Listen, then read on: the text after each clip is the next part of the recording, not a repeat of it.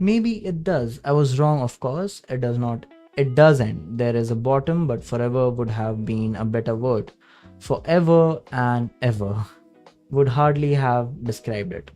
Infinity is even too small a word to describe the vastness of the distance to the bottom. But I have stood up upon the bottom floor. The human mind cannot comprehend what it took to reach, but I have been there. For the first time since our arrival, Larissa and I walked over to the shelves of book and pulled one down. Each volume appeared to be identical on the outside. They were bound in light brown, high quality calfskin. The edges were gilded in bright gold, and the paper was a thick, heavy bond, substantial and bright white, fibrous and nicely stitched into binding. Each page was a solid block of text, an ordinary book or by all appearances, except the text was complete gibberish, a random splash of capital and lowercase punctuation marks and other characters. Like, here's a line from the first page of the book I picked up. Every page has a similar book. These books are nothing but garbage, Larissa said in a disgusted voice. When I was looking at these, I was thinking about lifetime spent reading great works of literature. How I get it? This is hell, an eternity surrounded by books. But they're all nonsense. She gave us a sarcastic laugh and heaved the book over the railing. A man wandered over to us. I see you have discovered the quality of our library. I can't believe it, I said, picking up another volume and staring at a textual salad of symbols. My name is Bob. Bob. But my friends all call me Biscuit. How do you do, Biscuit? I continued to pull books off the shelf and flip through them. I was having a hard time believing all of the books were just collection of random characters. The man calling himself Biscuit seemed mildly assumed. I was pulling them off the shelf, paging rapidly through them, and then, like Larissa, tossing them over the side. More people joined us, and soon a fair number of us were looking through the books and tossing them over the side. Most of them making the same sort of comments. I can't believe it, such nice books, and every one of them filled with nonsense. This isn't right, is it? This is hell. This really is hell. One woman was laughing hysterically and just tossing books over the side. She wasn't even looking at the book. I have to admit, I found a certain strange pleasure in having heaving books over the side. It was feeling of a keen to popping bubble wrap. Taking a book of nonsense, tossing it over the rail, and watching it until it disappeared, flapping widely into the oblivion below, gave me a strange satisfaction. A small sense of purpose. Only Biscuit refrained from helping the general effort to clean the shelves. He just sat there smiling, shaking his head. I see, he said to I see. To no one in particular, we really are in Library of Babel, I don't know. A woman standing next to me, watching our books fall like a pair of wounded ducks spiraling to the ground, inquired politely, "The Library of Babel. This is the Library of Babel," he shouted. "We are in it. Not like Bo just described it, but this is the same idea." Several people turned their attention to Biscuit, including me. "What's the Library of Babel?" Another man asked, repeating the woman's question. "Don't you see?" Biscuit was fairly animated, and most of people who had seen him launching books into the chasm had turned to listen to him. "It's written on the sign with the rules outside the rest areas. It says this hell is based on story by Borges. I remember the story. Look, the books all end on page 410, just like the books in his story. And look at this, they are all in blocks of..." Here he started counting. Yes, 40 lines, and each, I'll bet there are, he started counting, yes, 80 characters per line, just as Borges described. Amazing, we are in Library of Babel. Someone asked a third time, a little more impatiently than the first two inquiries, "What's the Library of Babel?" Biscuit looked around him and saw that an audience of about 50 People now gave him its undivided attention. Well, he began in a lecturesome tone. Imagine a library that contains not just every book that has been written, but every book that could be written. I remember the story exactly. How strange. But the basic idea from Borges' story is that the library contains every possible book. So somewhere in here is a book of all A's, a book of all periods, or a book of all semicolons or B's, any letter. There's a book that alternates A's and B's from its entire length, but most books are just a random collection of symbols. So there's a book that's half A's, and in second half all B's proposed one woman. Yes, but more than that, every book ever written is there, and every book ever written is there backwards. One man raised his hand like a student in a classroom, and Biscuit acknowledged him. Oh wait, I'll be back.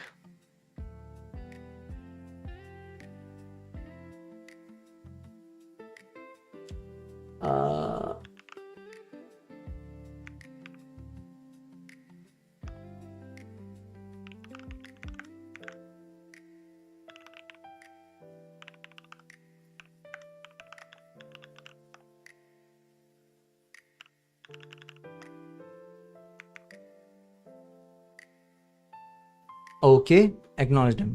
It can't have every book, the man said, tilting his head and looking ridiculous as he affected a knowing and wise demeanor. Some books are longer than 410 pages. Take War and Peace, for example. He looked around, nodding his head, trying to find someone to acknowledge his point. No, don't you see? Biscuit said. War and Peace, Puss, would be in multiple volumes, with blank pages after it ended. Completing the last volume, added the woman standing next to me. Or with the life story of Leo Tolstoy at the end, added another woman. Both, said Biscuit. There's even one with the history of Leo Tolstoy's nose hair completing the volume. But most are going to be pure, utter nonsense, random characters with no order, mostly nonsense. So there's a version of War and Peace with the main character named Fred instead of Pierre, said a man to one in particular. And another where Mark Twain and Huck Finn joined the war against Napoleon. Added another woman. But mostly nonsense, Biscuit added again softly. Everyone was silent a moment. That's what the sign out front means. The speaker was my new friend Elliot. We have to find our own life to story out of here. In 1 or 2 volumes, asked a man in despair, or 10 or 12. Biscuit continued almost to himself. There's a second by second account of our lives, probably in multiple volumes, a minute by minute account, and a day by day. There's one that covers the events of our lives as viewed by our mothers, one by our fathers, one by our neighbors, one by our dogs. There must be thousands of biographies here. Which one do they want, I wonder? Everyone seemed stunned, thinking about different volumes in the library. You mean there's a biography of everything and everyone in this library? There's even a biography of the guppies in my fish tank. Yes, anything can be written is there. The history of your big toe as viewed from the perspective of your shoe is there. Anything you can imagine, anything you can picture being written is here in this library. Biscuit seemed to be astonishing even himself. It must have been billions and billions of books. One woman said, if there's a biography for anyone who has ever lived, and ever guppy that ever been lived, and every worm that ever lived, and there must be billions and billions of books. Wouldn't it be infinite? Said another man shakily. I'm not sure, I don't think so, Biscuit said slowly. If you have 410 pages, 410 pages, 40 lines of 80 characters, and finite number of characters, there's a finite number of books, I would think, but it's large, very large. We all We were all silent at the thought of the task before us. In this library of mostly meaningless books, there was a book that described a life story. We had to find that one book. It could take millions of years, I thought. Millions of years. Ha. Most of the people had lost interest in opening the books and had begun conversation in small groups. I fell in with Biscuit and a woman named Dolores. Dolores. Biscuit had lived most of his life as a homeless schizophrenic. He earned the name Biscuit when he refused to give up two dinner rolls to a couple of policemen arresting him. He told them, "These are the brain and the heart of the world. Were I to give them up, the world would die and waste away." He spent his life believing the world was dying because one of his cellmates and had eaten them while he was alive. Dolores had been a housewife married to a factory worker in Detroit. She raised 4 children and then opened a ceramics shop after they had grown and left home. Her life had been rich and happy. She died at her daughter's house surrounded by those she loved. In both stories of my companions, their young looks contrasted with their sagacity and age. Sagacity. What sagacity?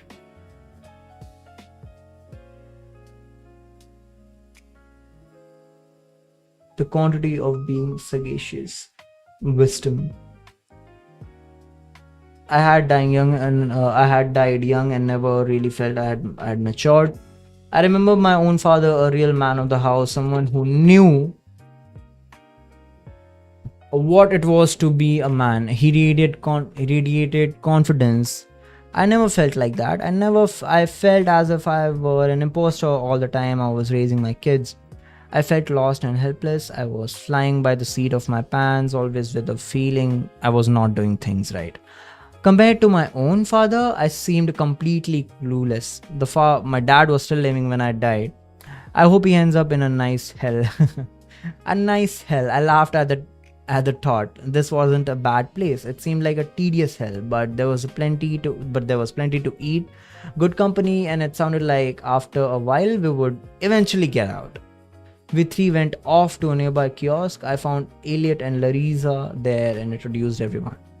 "I guess we've got our work cut out for us," Elliot observed positively. "It's too bad we are starting the search in the middle. Maybe we should find the library where the library ends, start at the beginning." "It's not a bad idea," Biscuit said. "At least we wouldn't accidentally redo a flow or something." Larissa smiled. "I'm still not convinced there's not an infinity of books. How can there be a limit to the number of books that can be written?" Dolores and Elliot nodded in agreement. I'll have to admit I was a little skeptical myself, but as you'll see, I'll eventually meet someone who had calculated the number of books in the library. There's a finite number. As the clock was moving. Wait.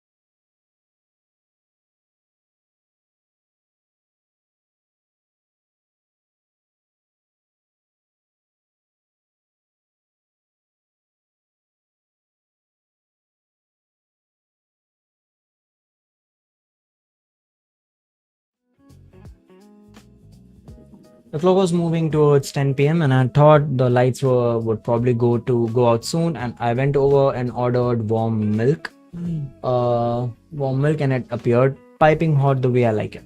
I chose the same bedroom and the same bed I had slept in the night before. My true friends did the same. No one else came in with us. We had the room to ourselves.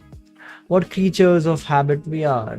After only a few nights in hell, we had settled into a comfortable routine. As I drank my milk, the lights went out and that utter stillness returned. My thoughts were restless now, and I was in no mood for sleep. How far was it to the end of the halfway in which we lived? Was it further than a mile? Was if it were 100 miles? How many books would that be? What if it were 1,000? It wasn't that fair, surely. It wasn't that far, surely. As always, the books we threw over the rail into the great chasm between the two great bookcases were restored to their proper place on the shelves the next morning. Every morning we leafed through more books in hopes of finding our story, and then, after noting the consistency of random text, tirelessly heaved them over the side.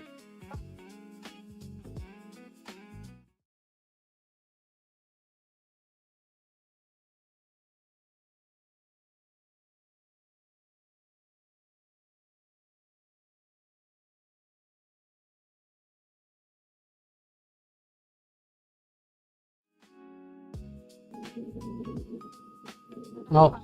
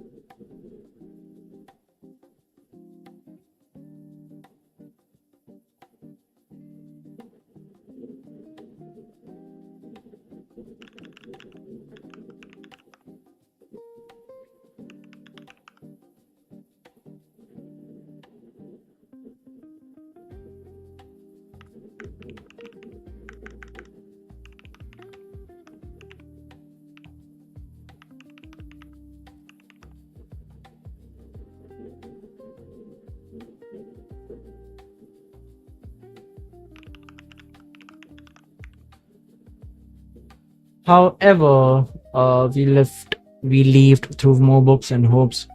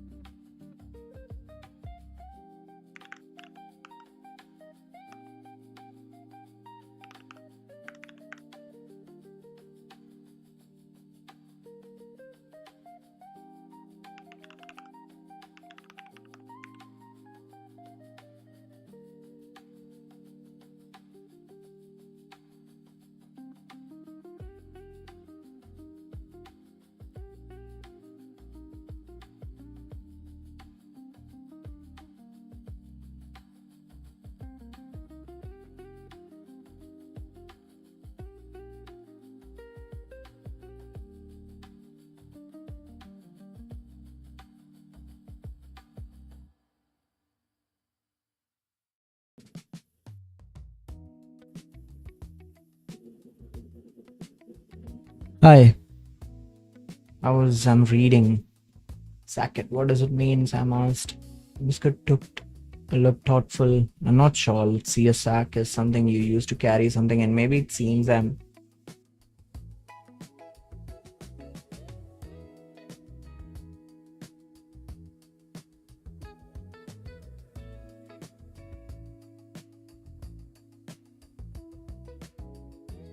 Arey, I was thoda, if you go back now 15 minutes, I am reading continuously, but the thing is, mom came and then she started talking to me, and then फिर मुझे mute करना पड़ा खुद को. But yeah, I'm reading out loud now. What does it mean? Okay, Biscuit looked thoughtful. I'm not sure. Let's see, a sack is something you use to carry something. I'm here, by the way. Like this, carry something, and maybe it means I'm going to go somewhere soon and will need a sack. What makes you think it means anything? I started to say, but I looked at Biscuit and he had begun to cry and then sob. Tears slid down his cheeks and he smiled at us, nodding his head as if affirming something we could not understand. We all were a little surprised. Dolores, I don't know how to pronounce that girl's name, softly put her arm around him and he turned to her to hug her as he continued to weep. I'm sorry, he said through his tears. It's just that he broke off, then said, when I was alive, I finally, after another bout of weeping, he studied himself. Little more articulation because Dolores is right. Acha, you more. I don't know. I'll try. Broke off, then said, when I was alive, I finally, after another bout of weeping, he steadied himself, laughed at himself, and started again. When I was alive on Earth, as you know, I was homeless and chronically mentally ill. I had an old green army laundry bag that I carried everything in. It was a sack that held everything I owned.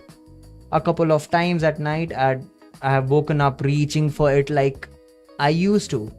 It was my most prized possession. I carried that sack for 23 years until one day the bottom fell out.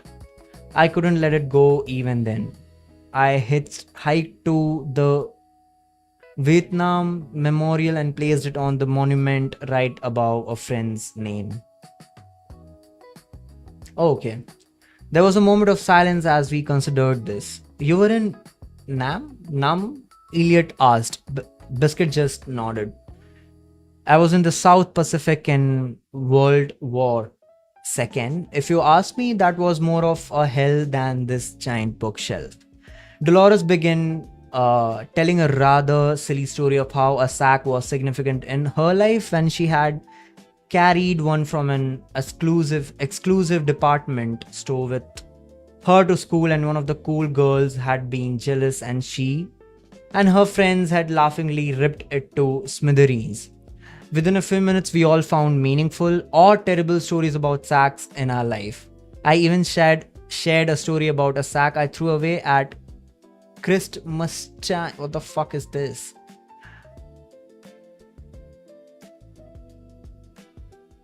Wait, give me a period immediately before and after Christmas. Oh, Christmas time. With a $50 check in it. Biscuit, though, took it as a sign that all would be well, and Dolores as a sign of comfort and hope. It's a Christmas time. Oh, I couldn't make sense out of it. To be honest, I thought it was a random word, but I didn't say anything to the others. They seemed particularly moved by Biscuit's story. He held onto the book all that day, and took it to bed with him that night. Sure enough, because he had held onto it. The book wasn't returned to its place on the shelf in the morning. It was still in his arms when he woke up. All that rest of the week, he carried it with him, much like the sack he once loved so much. After 2 days, he found even more meaning in the word. It turned out sack was on page 345 on line 21, which if you reverse the 21 makes 1, 2, 3, 4, 5 backward, sort of. The word sack was found starting on letter 27 of the line and ending on letter 30, which are both divisible by 3, which you've multiplied by 2, and 7 and 27 respectively gives you 6 and 21. Oh, wow. Now, since you still need to get a single digit, you divide the 21 by 3, which gives you 7 back. So now, not only do you have 1, 2, 3, 4, 5, you have 6 and 7. Now go back to the 27 and divide by 3, you get 9. Oh, and divide the 30 by 3 and you get what? 10. So then you have 1, 2, 3, 4, 5, 6, 7, 9, 10.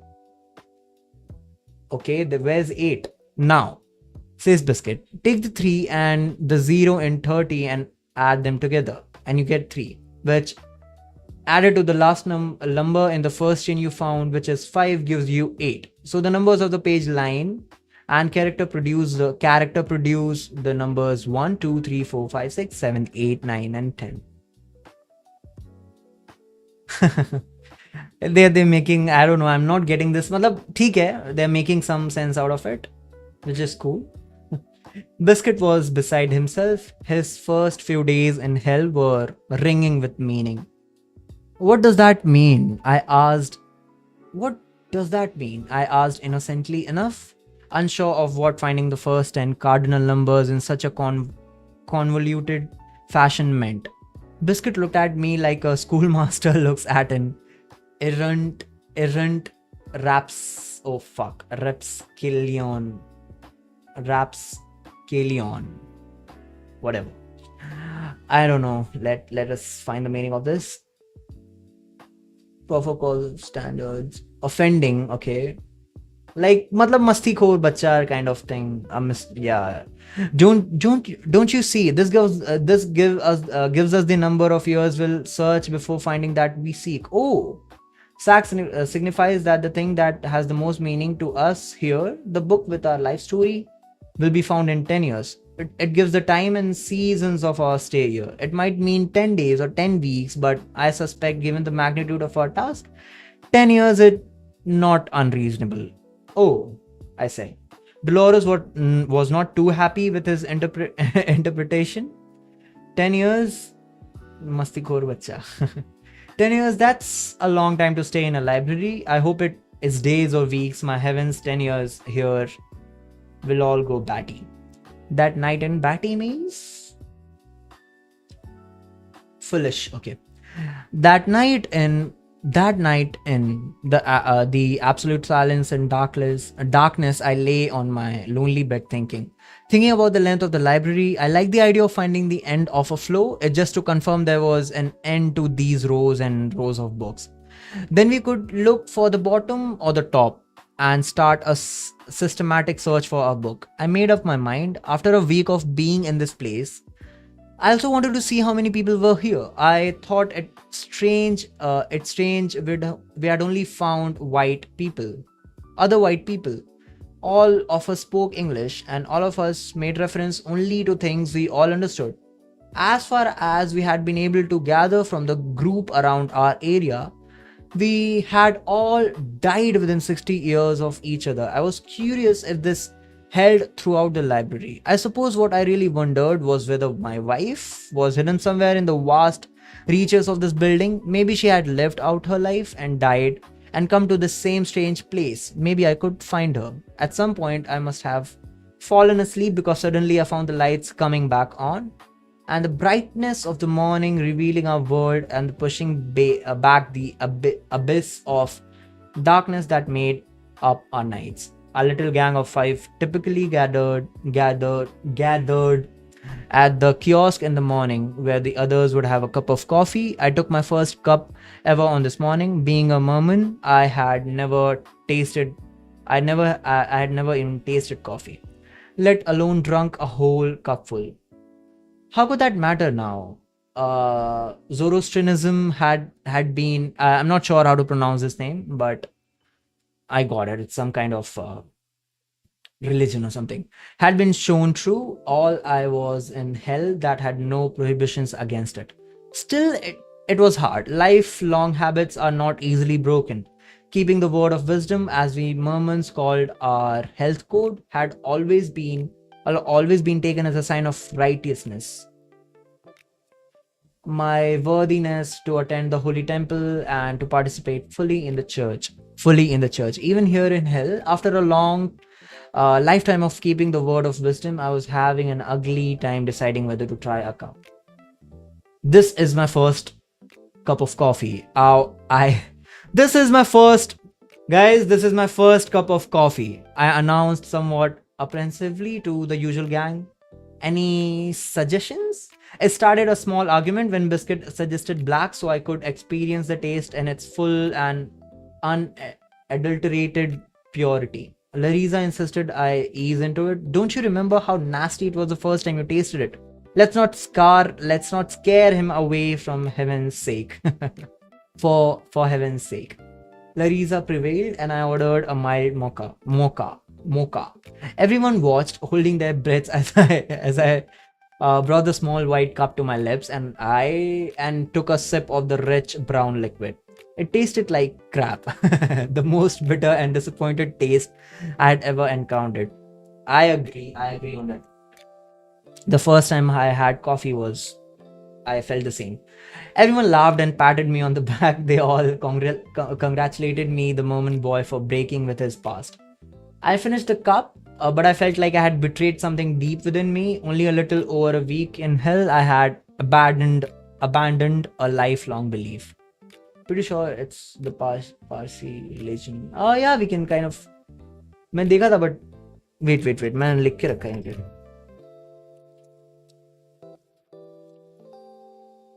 Pre-Islamic, yeah, Persia. Parsi is like Persia, right? No? Yep, I think.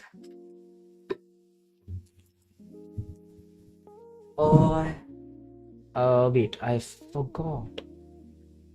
Okay, yeah, abandoned a lifelong belief. What if this was some sort of trial God had arranged to test my black backbone? What if this hell was really all a ruse concocted?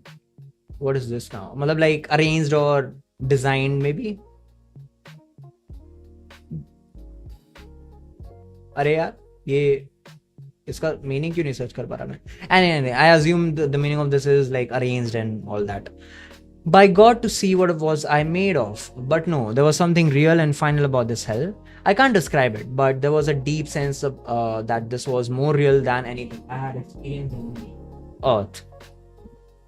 The difference in the quality of consciousness between dreaming and being awake was close to the difference between our old earth and the one here and the one there.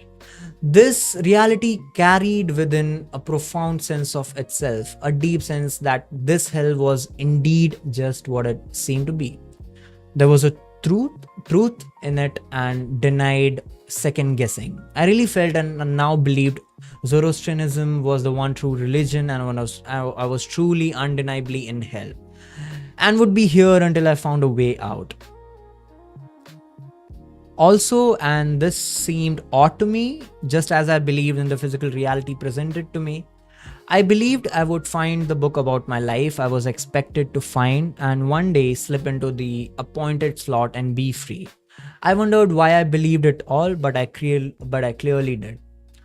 Even when I tried to formulate doubts about my experience, I found I was only playing with doubting. I really believed I was where the demon said I was. I was in hell and there was no denying it. It was as if my entire consciousness, like a computer program now had a script imposed on it, compelling me to believe this experience was an actuality that brooked no argument. It was as if my neural wiring had been rewritten in accordance with the modified version of Descartes' famous dictum, I think, therefore I am. When I try watching on my laptop is too laggy, na? I should restart laptop. Yeah, you can give it a try.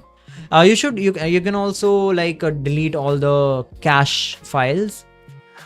I also have water a little bit. Meanwhile, you restart.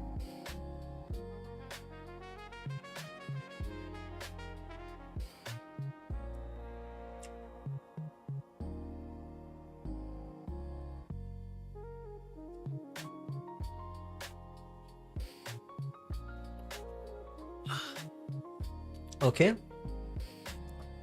I'm starting now at 1 hour and 8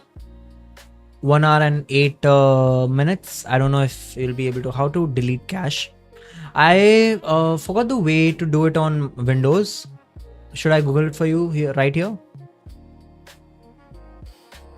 How to delete cache. There's a delete in Windows. There was a way यार. हाँ मतलब control shift delete I think, but where are you in the folder? It depends on where you are in the folder right now. Uh, Hey everyone, welcome back to the channel folder. Yep, and here it stores a lot of, or you can just, another one is press Windows R, or you can just right mouse button click if you want to run it, and fetch notifications will be now in temp folder. And this is the temp folder for the user. You can see user file control. What this does is it resets your Microsoft Store, potentially solving issues you might be having.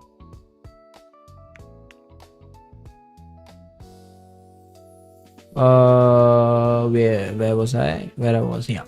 So it basically, yeah. It's okay. It's okay. I read it much later when you. Okay. I think I was here. I'm here right now. Modified version of Descartes' famous dictum. I think, therefore I am. Now it was, I think I'm in hell, therefore I am. Despite this perception of reality, I felt strangely myself as well. I was still the Mormon, still the geologist, still as curious. I still loved my wife, and I missed my children terribly.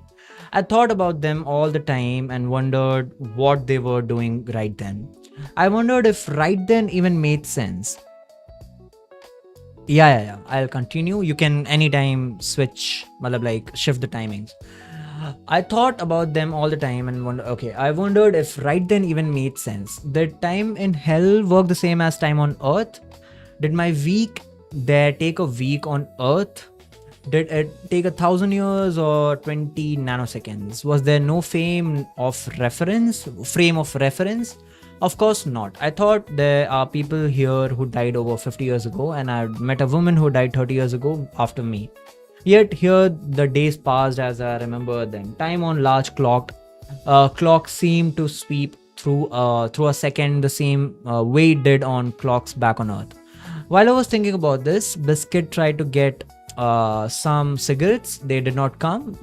He then tried a sort of whiskey, which to his delight appeared in a shot glass in the kiosk. He tossed it down with a bright eye and asked for another. "It's the real thing," he declared as he knocked back the second. He asked for a third and it came. Strangely, after 6 or 7, there still seemed to be no effect on him. After 20, he was getting frustrated. "It's all fake," he declared. Suddenly, his eyes lost their focus and he staggered against the rail. He plastered. Dolorous giggled. He's plastered. What is it? Very drunk. Oh, I did not know plastered means very drunk. Anyway, is there a pronunciation option also here? नहीं. I'm not plastered. He slurred. One more for the road. Rude. He coaxed the kiosk. Wait. Gently in person. Okay. And it gave him one hell. Jif Jive may a boodle. The kiosk. Hell, give me a boodle. Oh. The kiosk gave him a bottle and he opened and started chugging. It wasn't long before others joined in the fun. Even people across the Gulf saw what was going on our side and started rounds of drinks. This was too much for me. Drinking, I was still reeling from ordering an evil cup of coffee. So as everyone began drinking, I walked away from the last. Where are you, by the way? Ha, you typed, so I don't know what you laughed at. He's slurring. Oh, yeah. Okay, you are at that line. Okay, this was too much for me. Okay, evil cup of coffee. So as everyone began drinking, I walked away. For the last week or so, I had not ventured much further than a couple yards so from the bedroom near where I had appeared. But now I just wanted to get away. People were carrying large steins of beer and telling me to drink up. It was Hellfest. I could not. So I started to run down the hill. Always a good runner when, when I was young. I found my new youthful body was in a wonderful shape. I would guess I was doing a 6.5 minute mile and felt I could do it forever. So I ran. I ran for a little over 3 hours. The strange thing in hell is you always know what time it is. The great clocks are always visible. Along the way, I met others like myself. But strangely, they were all white and all spoke English with an American accent as they waved or gave a short greeting. After a brief rest and a little orange juice, I started again. I was determined to answer the question of how large the library was to finding the end of the flow I was on. I could not be too far, maybe 100 miles or so. If I ran, say 80 miles in an hour, that would put me in that would put me about 60 hours. Six. Wait, I need rest.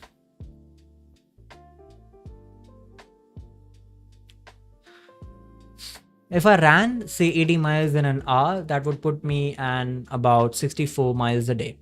So on, I ran. I ran past people I did not know, past the endless stacks of books, bedrooms, and kiosks. By about 6 p.m., I was starting to tire and stopped to rest.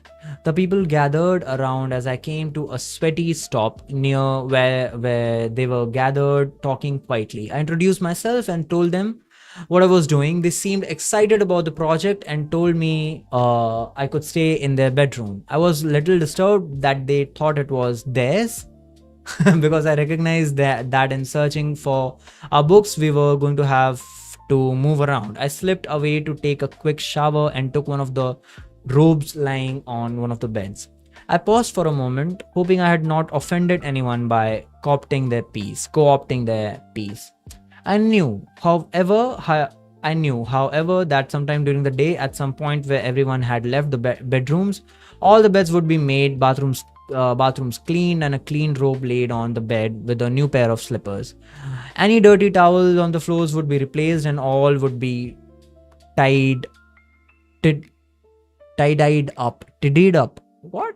Tied up, tidied up. I don't know. Sorry, Gayatri. But being new to the area of the library, it was impossible for me to tell if any of the beds had been claimed. So I just grabbed one. I walked back out and held what I would learn to call the usual conversation: who I was, where I had lived my life, what wonderful things I had accomplished, the things that I have been left undone, who I missed, and what I should have done differently, and finally, how I died. At about 9:50 p.m., I went into the bedroom and asked where I should sleep. In the room, it turned out only 2 of the bunks were claimed. I was so tired from the run that I curled up and went to sleep. As soon as the lights were on in the morning, I was running again. On and on from one day to another, I ran. I started counting my paces and timing myself. And just as I had guessed, I was doing a little under 7 minutes a mile, not a record pace, but fast enough. A week went by, and there seemed to no end to this corridor. Sometimes I leaned far over the rail and looked to the vanishing point to see if I could get a hint of the end of the corridor. Sometimes I thought I could see it, but it never appeared, and really I could not see anything but a vanishing point far in the distance. Straight on the shelves ran until they disappeared into a tiny point that had never changed. Never gave a hint that I was approaching an end. For 3 weeks I ran, covering, I estimate, about 1,400 miles, and nothing ever changed. I began to think how strange it seemed that I never met a single person of color, not an Asian, not a black person, not a Hispanic, not anything but a sea of white American Caucasians. Caucasians. What is this now? White skin, a European. Okay. origin and European origin. Was there no diversity in hell? What did this endless repetition of sameness and ununiformity in people and surroundings mean? Uniformity in people and surrounding me. In the third week I quit. I felt like this was purposeless. There seemed to be no end. What if there wasn't an end? What if Dolores was right? What if there was an infinite number of books? What if there really was no end? Suddenly I missed my new friends. I had only known them over a little over a week, and I had formed a bond with them. And out here, I had not met anyone else. I had become so attached to. I wanted to see them and talk to them. I wanted to hear Biscuit talk about his sack. I wanted to listen to Larissa laugh. I ran back. It took me almost as long. But I ran with a new intensity. I wanted to find my friends again. I hardly said anything to anyone on the way back. All I could think was finding a face I knew. And suddenly there they were, and sober too. I had entertained a fear that they would be sloshing drunk. What a reunion! They had wondered desperately what had happened to me. No one could much remember the day through the fog of the alcohol. Then, when I left, some wondered if I'd gotten drunk and thrown myself over the side. Are you still there, Gayatri? Now that I was back, no one appeared to be much interested in binge drinking. Addictions are not possible in hell.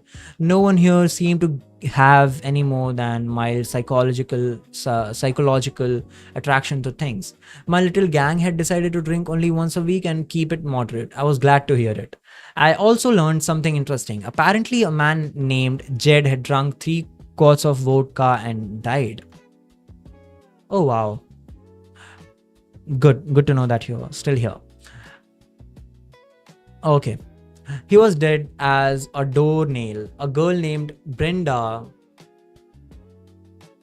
Racing and what? Who had joined the group and said, I didn't drink that much and when I found him, he wasn't breathing. He was completely dead. What? Okay. He had gotten some help from and moved him out of the way. They had thought about tossing his body over the side, but decided they had better consult with the others. The next day, there he was, eating pancakes like nothing had happened. That was a weird thing, Biscuit said. When we woke up in the morning, we all felt great. No hangover, nothing. Okay, got it. It was like the day was just as new as our first day here. It is strange here. I wouldn't mind a smoke or another drink, but I don't need a smoke or a drink like I did on Earth. All those cravings are controllable. I was a bit of a celebrity. I had traveled thousands of miles and everyone wanted to hear my story. The infuriating thing was there was really nothing to tell. It's the same as it is here. The people are all white, speak English, and seem to be pretty much the same as us. For 1,000 miles, I found everything along the way was the same as here. There were people living as far down and as far up as I could see, and it never changed. One man, a newcomer I did not recognize, said, there's only one thing that explains it. The rest of you aren't real. Mere creations like the books. The soul is probably in a vat somewhere, being pumped full of sensations. You, and you. He said, you, and you. He said, pointing at 3 of us, are nothing more than input signals to a single consciousness swimming in God-created void. Damn, what a line. We looked at one another and nodded. We could not refute it, but I knew I was real and assumed everyone else was too. We turned away from him. One young man paused and started asking me about density of the people in the side rooms. How many people were staying in the rooms as you traveled along? About the same as 3 or 4 people in a room, about empty beds everywhere I went, I answered. It seems strange, he said. The lines in the forehead narrowing. The lines at the forehead narrowing. Why do you suppose they didn't try to pack us in more or spread us out more? Why a density of 3 or 4? A woman named Betty seemed genuinely depressed. 1,000 miles of books. How many are here? This is going to take forever. I've looked through thousands of books already and I haven't found even a single phrase like biscuits sacket. How are we supposed to find a whole life story? Betty struck me as pretty with long straight red hair that fell around her shoulders. Her youth drew me in a way that surprised and delighted me. I was in a bit of a tizzy. I'd been only away from my wife for a month, but I felt a strong attraction to Betty. Although sexual in part, it seemed purer than that. I did not remember her from before I left on from my run. I answered a few more questions about my trip. I think everyone was surprised I did not find the hall's end, that I gave up after going so far, and that it was all the same wherever we went. A couple of fellows from downstairs who had come up to hear about my trip were downright hostile and implied I had made the whole story up. Go yourself, I shrugged at them, and they said bitterly they would.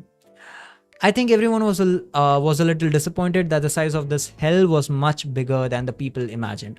As we began to scatter to our own kiosks, I asked Betty if she was eating alone, and if so, could I join her? She seemed sort of surprised at my request, but pleasantly consented to join me for a meal. We walked awkwardly over to the kiosk. What would you like? I asked innocently. She seemed assumed. Is this a date? I stammered and muttered something about being a married man. Look at the sign of the wall. You're not married anymore. Married मैं क्यों नहीं बोल पा रहा for some reason. I don't know. Married anymore. Okay. She said, grinning from ear to ear. She looked radiant like an angel or Greek goddess. I just stared at her. Oh yeah, I mumbled. But she was taking my breath away with every word she said. I also want to read out loud now. Yeah, you can read out loud. Come on. It's fun. She was taking my breath away with every word she said. I had to quit looking at her. I knew I was staring and I was embarrassed and ashamed. I couldn't help it.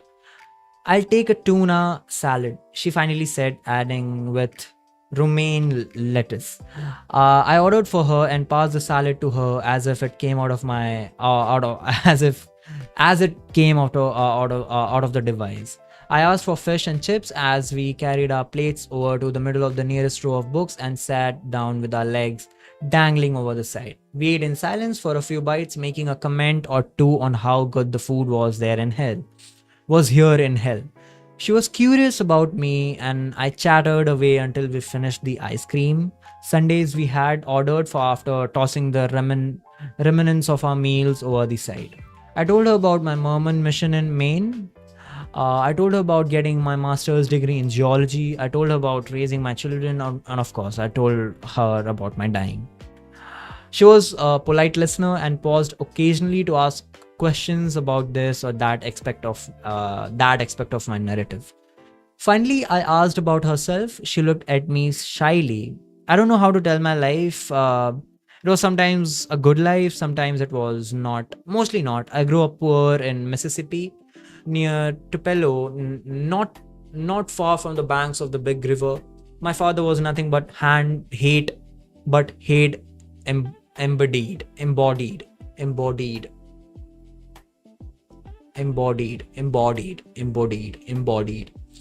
He hated my mama, he hated me and my sister, he hated my brother most of all. He weren't the kind to beat or mistreat us, but he never said a kind word when a miserable one would do.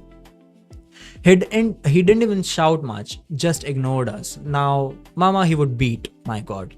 She was a small woman and if things were in the way he liked them, she would take her over his knee like she was a child and beat her black and blue with a belt. Shit.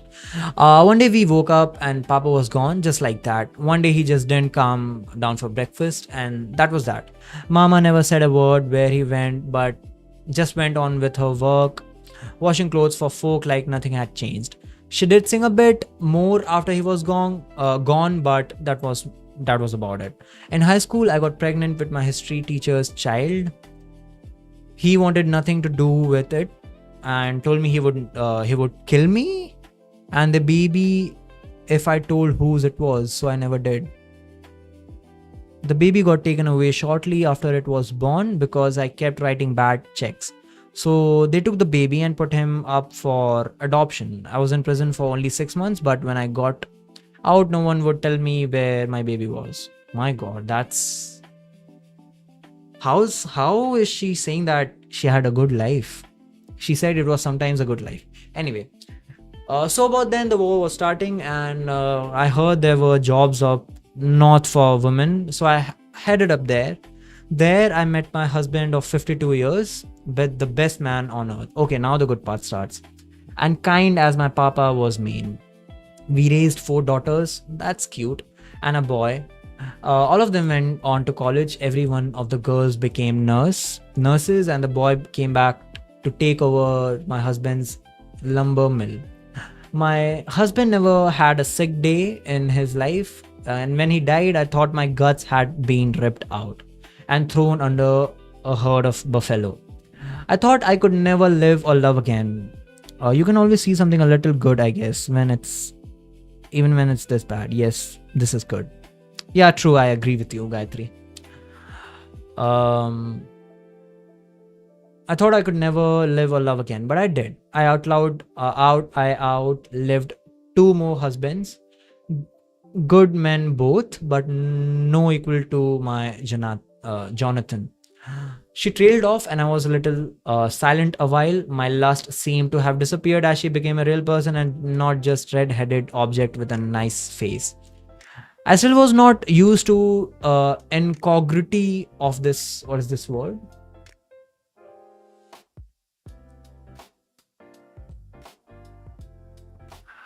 The state of being अरे यार इसका okay, got it. Of his 20 something young lady next to me talking like a 98-year-old great grandmother. Do you even think about meeting him here in hell? I asked. She looked at me with large wet eyes and nodded. Me too, I said. I think any day she'll come walking up to me and say, "Hi babe." And I let it go.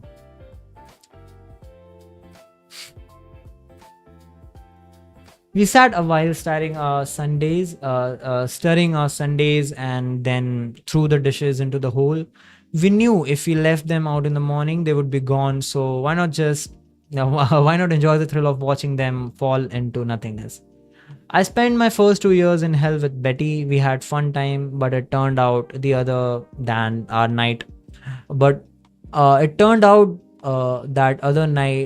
other than our night activities, it did not have much in common. It took a couple of months before we were both convinced there were no rules about sexual activities in hell, and our spouses were not going to show up out of the blue. It was hard to start a sexual relationship in circumstances of such bizarre uncertainty, especially for an active Mormon and a good Christian, both lost in Zoroastrian hell. I'm always fucking up the pronunciation of this word. I don't even know. I apologize for that. We were like virgin newlyweds. All my life I'd been raised to believe this kind of thing was wrong. All my life I had lived with a strong sense of morality. How do you give it up? How do you do things you thought you'd never do? How do you do all the things you believed go when all the supporting structure is found to be a myth? Everything is a myth, I think. How do you know how or on what to take a moral stand? How do you behave when it turns out there are no cosmic rules, no categorical imperatives. It was difficult, so tricky to untangle. I still remember the deep sense of loss, but the pain almost killed me. If it hadn't been for Betty, I might have jumped, but then where would I go? I now know, of course. Hell. Welcome to hell. Year 102. Oh, it's already 102 years. My god. So when we started the book, it was year 00000 day 2. Now the year is 102. So they have like passed 102 years over here. Wow. The most significant text. Master Treacle called the meeting to order. As professor of geology, I had a seat on fifth row, and I could see him standing tall on the stage of stacked books, smiling brightly in his purple robe dyed with grape juice. After some year, so okay, do you like how? But it says 102, so I thought it's like after 102 years. Anyway, I think we'll explore how time works here. I don't know. I might have missed how time works here. Pronounced treacle. Treacle. Okay, thank you. Treacle. Smiling brightly in his purple robe dyed with grape juice. A few curious onlookers from the barbarous other side of the chasm were shouting rude remarks, but as always, we ignored them. Okay, like a fast forward. I turned around and looked at my bedmate Sandra, who was a few rows back, assistant professor of calculus. She gave me a smile, looked at Treacle and rolled her eyes. I smiled back and nodded. Treacle cleared his throat as a signal we were to quiet down and attend. I thought it had actually been 102 years. Like we saw all of the.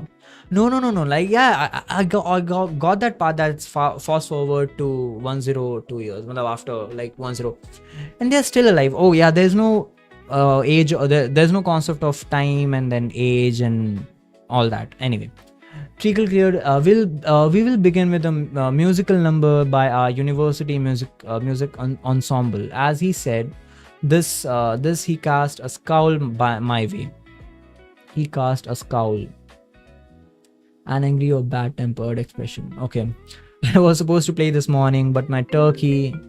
Oh no, Ashley's calling me. Wait, give me a sec. I can.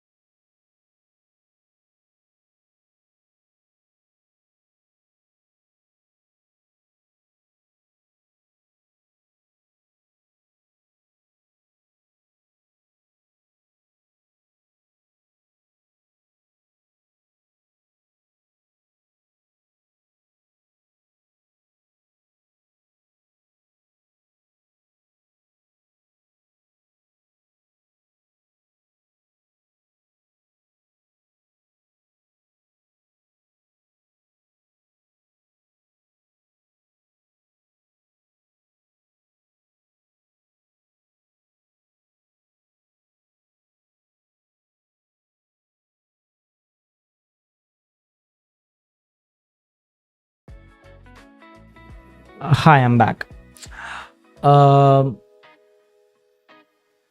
Okay, where he said I was supposed to play this morning, but my turkey bone pronounced Kazum. What? Which word?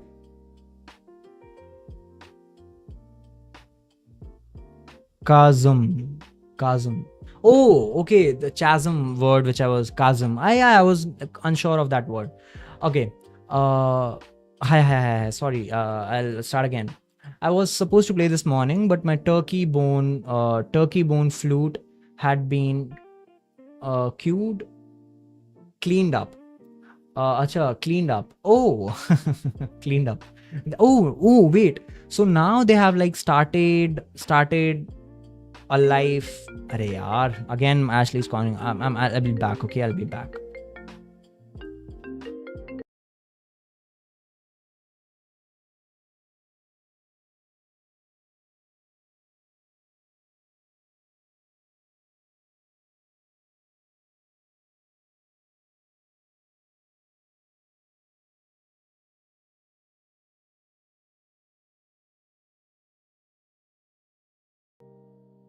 Okay, Kazim, I'm back again.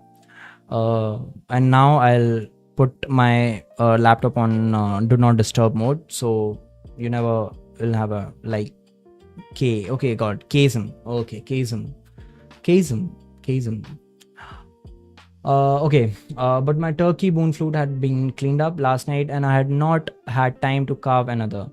Apparently, it came loose from the strap around my leg where I had bound it. It was a shame, even I had managed to managed to hold on to it for over a year. Oh well, I don't know what is that. The music was lovely, and I did feel a tinge of guilt that I was not there. I was also a little disappointed that the flute sounded so strong without me. By ordering raw intestines to eat, what? Several types of harps had been created by stretching chasm, chasm. Oh, got it. Chasm,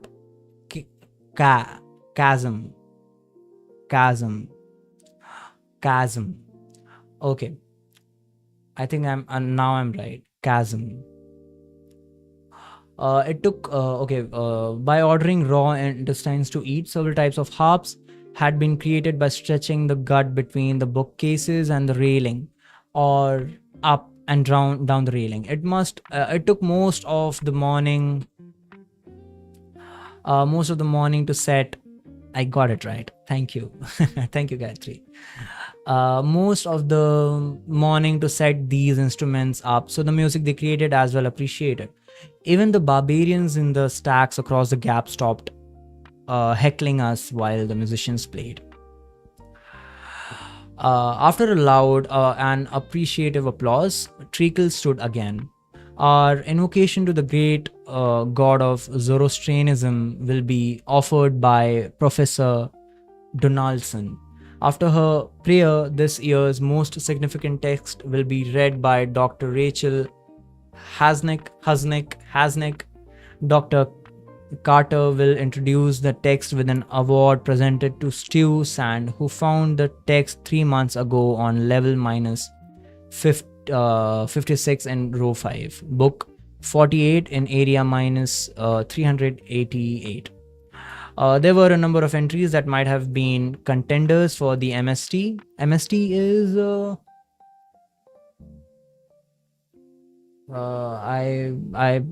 a short form for something, maybe Master Treacle. No, I don't know. MST. But when this one was found, there was no question of this year's winner. Professor Donaldson stood and raised his hands into the air. Great God, whose heaven we eagerly await. We are gathered here on the first day of the 102nd year of our time in hell to praise you and to honor your memory and presence. Minimum spanning tree. Oh, really? I did not know that. It's the most significant text, Baba.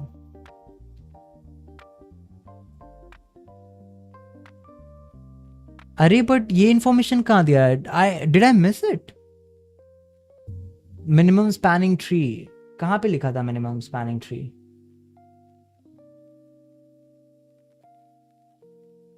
I think you know this information already. यहाँ पे लिखा कहाँ पे है? I'm confused.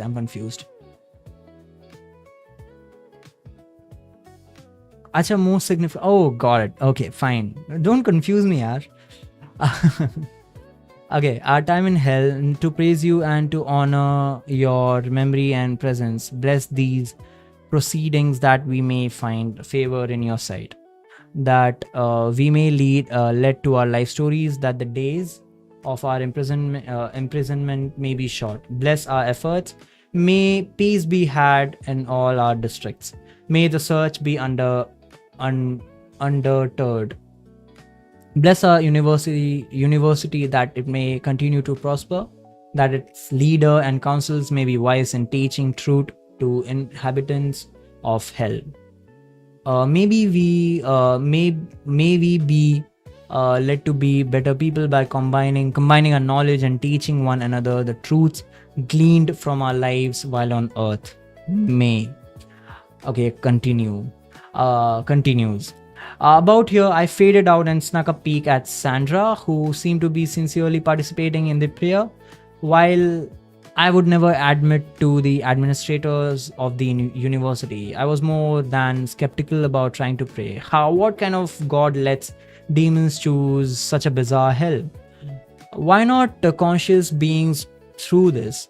What purpose could it serve him or us? What was he, she, it worthy of worship? I honestly didn't know. Stu, the finder of this year's most significant text, was introduced and given an award. A piece of soap from the showers carved into an amazing replica of a chicken which had been placed in a nest of a coconut fiber. It is impressive what you can get out of the food kiosks. Apparently, if it is possible to eat, you can ask for it. Rachel got up to read the text. She was a good friend, and we had spent many a day in long talks and thoughtful conversations about nature of life, reality, and implications of this afterlife. She had been the editor of a literary magazine before Hell and now held a past and philosophy group as professor of Hell studies. She received the book. So funny. She received the book. She was handed with a great solemnity. अरे यार फिर अभी ये पता नहीं क्या word है. मतलब how do I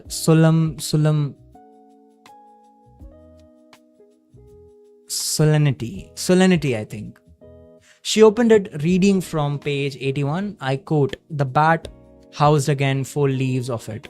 There was a deep silence as people pondered the significance of this passage.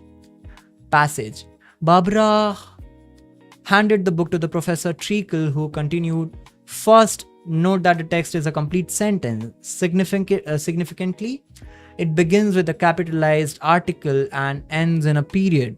Notice the subject bat and the verb housed refers to 4 leaves, and we found out that they belong to Offutt. Never before have we found such a perfect example of a complex sentence. Stu Sand is to be highly praised for finding this year's most significant text. Its location has been memorized by all here, and all think there will be many who will want to visit the site of his book and ponder its meaning. Thank you again, Stu." Treacle turned toward him and, with a slight bow of his head, began to clap politely. We all joined in. Johannes Bach, a food scientist, turned to me as we clapped and whispered to me sardonically, "I know exactly what it means, and I don't have to ponder it much. It means it's going to be 1,000 years before we find a paragraph that makes as much sense as this stupid sentence." I laughed and nodded, but inside, of course, it disheartened me. We had been here over 100 years, and that was the most significant text this year. Last year's was worse. Can die dogs reward. Everyone was abuzz. अरे यार फिर एक नया word. That's why reading is important. That's why don't make music, don't play games, read books, get good at pronunciation, get good at your vocabulary. एक तो ये मेरा पता नहीं काम भी क्यों नहीं कर रहा है कभी-कभी, this searching thing. Abuzz. Shocked walked कुछ तो meaning रहेगा उसका. About how this year's sentence started with an article, had a great verb, and even seemed to make a little sense. But it made me realize it would be a long time before we found anyone's story, let alone mine. The proceedings over. The people began to disband. A few had come from the long way, some from as far down as the 12,000 whatever floor, as some as far of 22,000 shelves over. The university was well thought of, and people knew its reputation even a great distance from its origin. Good for it.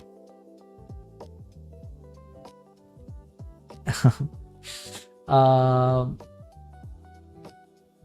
from its origin. I felt blessed to be on the faculty. I saw Rachel standing by herself holding the book she had just read from. Hi, nice reading, I said as she looked up. Thanks. She had. Yeah, I'm more curious about did this the writer and Betty did they have sex or not? Anyway, moving on. Thanks, she said, smiling slightly, another ear down and another significant find. I gave a soft laugh, more like an audible smirk. Always the unbeliever, she said. It's just been so long, over two of my lifetimes on earth. I replied, feeling sorry for myself. And I found one coherent. Oh, they did. Okay, I missed that text, I think. Coherent phrase in that time. Light bulb of ocean left, of all things. She smiled. Ah, yes, the most significant text of the year 25. Exactly, I continued, and I've not found a thing since. That was a nice sentence today, by the way. But Stu's a digger. He spends most of the day with his face in his book scanning. I can't scan more than an hour or so before I just can't stand it anymore. Yeah, me neither. We stood in silence for a moment and asked if I could see the text. It had been in Stu's possession for most of the time, and he had been just given it up a week ago. Or at least that was all they. Okay, got it. All they did together was have sex. Perfect. What a hell. I want to be in this hell. I'm kidding. We stood in silence for a moment. If I could see the text. Okay, I read this one. She nodded and handed me the book. I opened to the page and stared at the text. A thrill ran down me as I saw those words embedded in the sea of gibberish, real words with meaning. Oh, by the way, have you visited the library of Babel?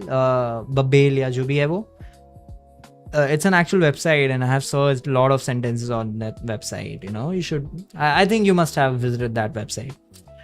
A thrill ran down me as I saw those gibberish words with meaning, as if they had been in sentence from a real book printed long ago on Earth. Yeah.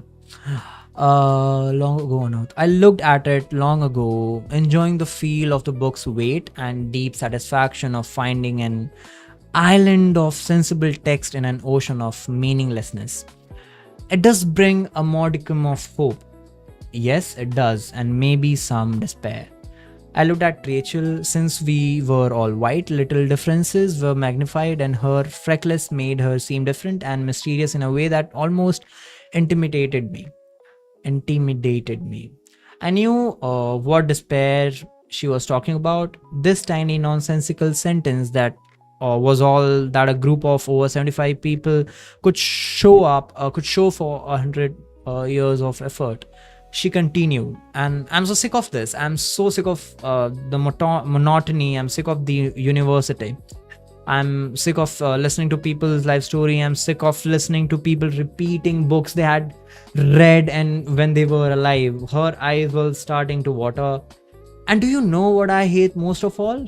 What? I said sympathetically as I could, but I could guess what was coming. And I'm sick of having nothing to look forward to. I'm sick of not having any dreams. I've spent 100 years, 4 times many earthly life, looking for a book that exists somewhere in an infinity of gibberish. I can't do it anymore. I'm sick of it. She suddenly kicked the kiosk as hard as she could, and then she melted down beside it, crying. I just stood there for a moment. Such breakdowns were common.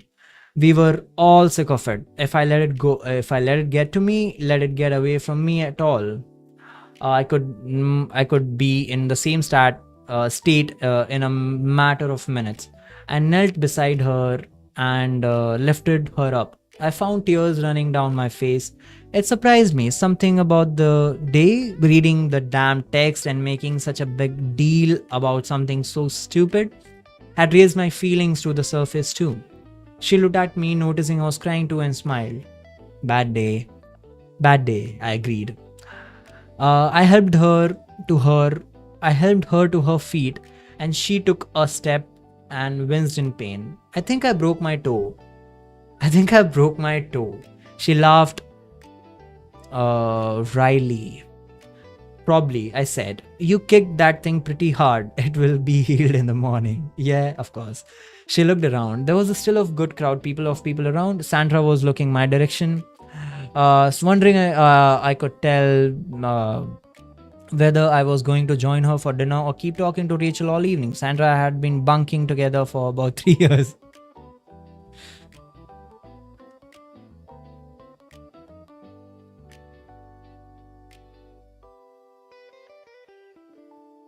Okay, I think it means sex. I liked Sandra. We had a great deal in common, and I was going to miss her. It seemed funny at the time that I would think that right then, but I knew I was true. It was true. I could tell something big was about to happen. I'm not sure how I knew, but I did. Rachel glanced at the direction I was looking and said, "You'd better go. It looks like you looked at it. I don't remember how it looks like. It seems like you looked at it does mean sex. Oh, yeah. I was going to miss her. It seemed funny at the time. I had.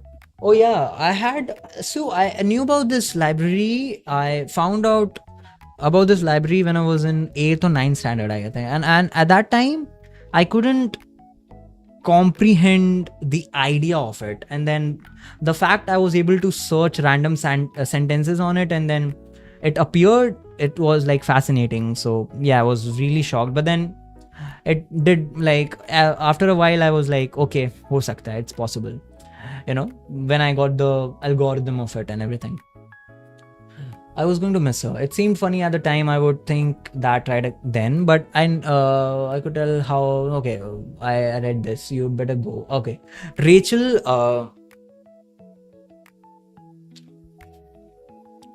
Rachel glanced at the direction I was looking and said, "You'd better go, Sandra. Sandra's got a jealous streak. I can feel from here. I'll be all right. Go on. I'm fine." I ignored her. You were on exploration of year 48. Weren't you?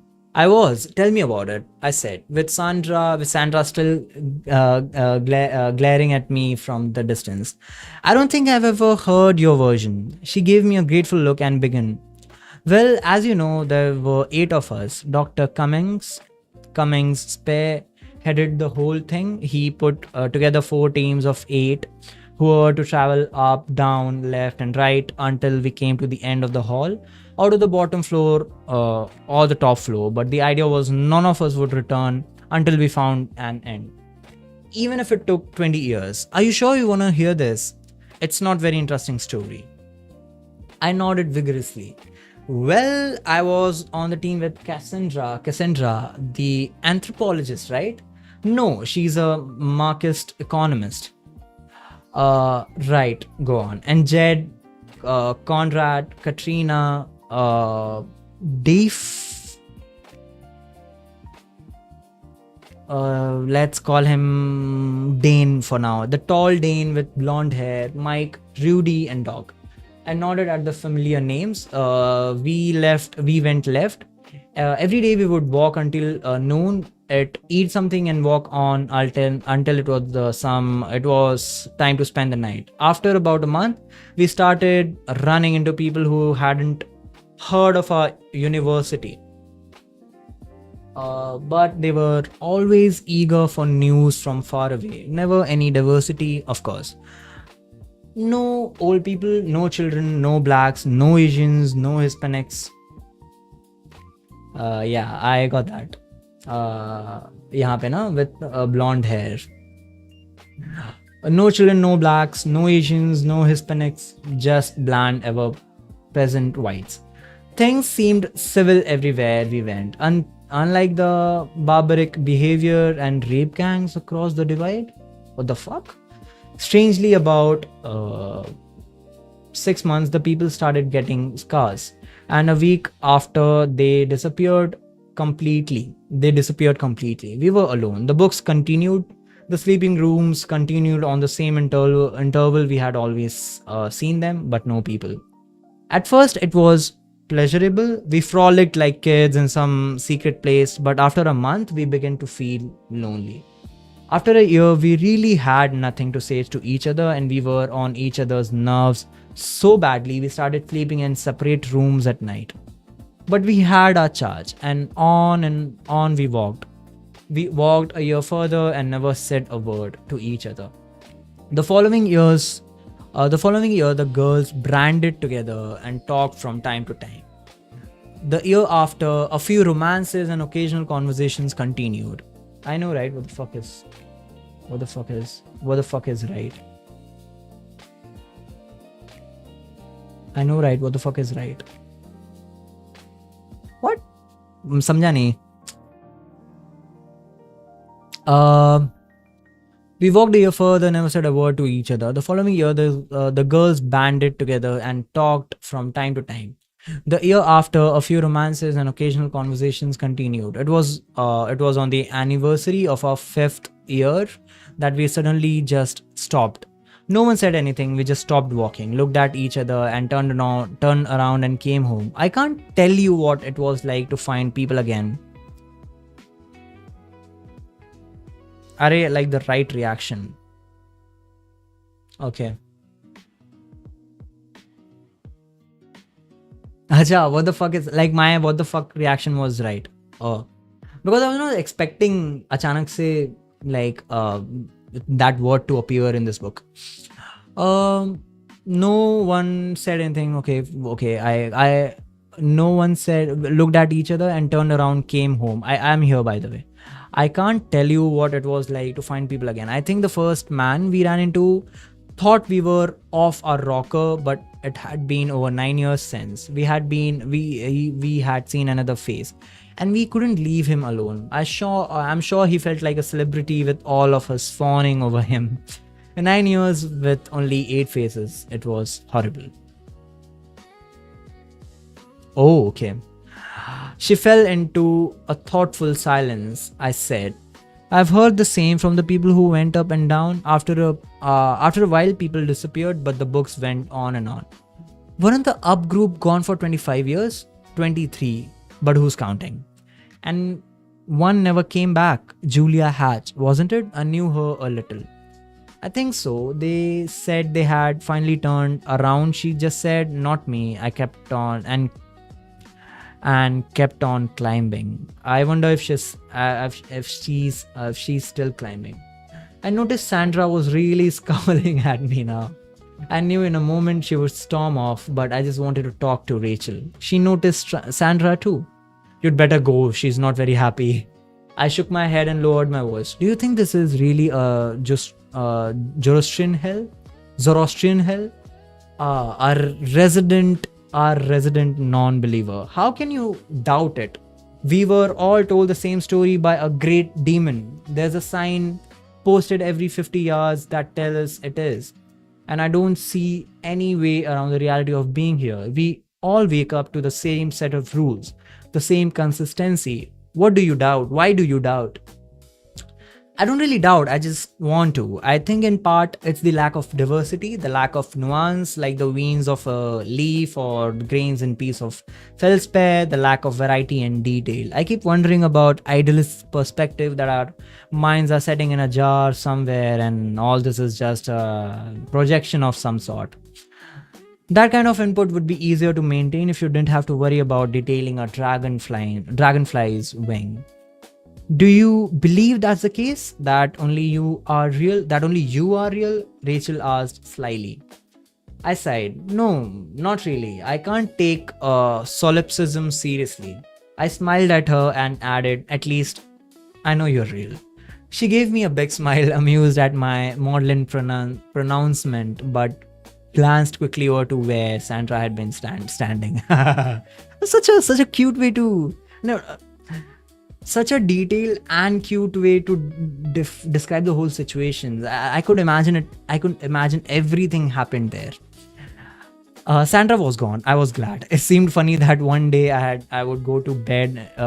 I would go to bed in her arms, and the next day not feeling anything, like a switch had gone off. Oh yeah, I mean I can imagine. But no, that wasn't honest either. This had been building for a long time. Our silences were getting longer, our arguments more frequent. Where is Betty, yaar? Or how do you stay with someone when there are no dreams to build, no purpose to accomplish, no meaning, no meaning? That was a monster that drove us away from one another in the end, always. Damn. Really? How do you live with someone when you have no dreams to accomplish? That's like my favorite part from the book so far. My favorite line from the so far.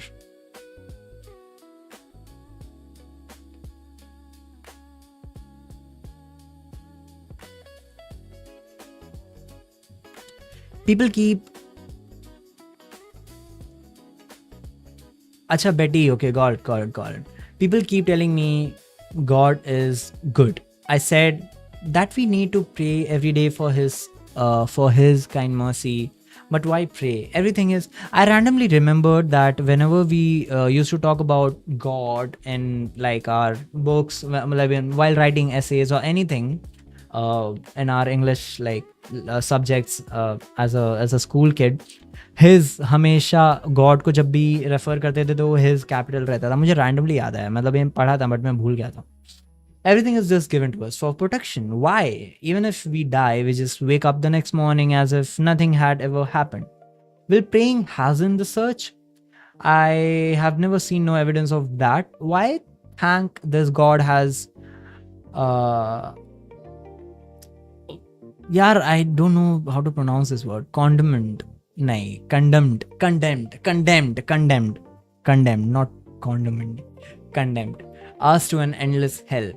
We all are slowly going crazy, and the task we all know it's impossible. A book on our life, there must be billions of such books. And what detail, from whose perspective, a book on every second of our life would take volumes. A book about my life from my own perspective would be very different from that of an observer who loved me or from who hated me. That's true. Which book is the right one? I was venting, but I could not seem to stop. So many irritations in this place, so many endless, meaningless frustrations. So I don't want to believe, I went on. During my earth life, I believed I would live with my precious wife forever. I believed I would one day be a god. I believed in doing good to my neighbor. I did my home teaching. I paid my tithing. What is this? A practice of taking or paying. अरे यार, ये क्या होता है? A 1/10 of annual. Oh, okay. Oh, got it.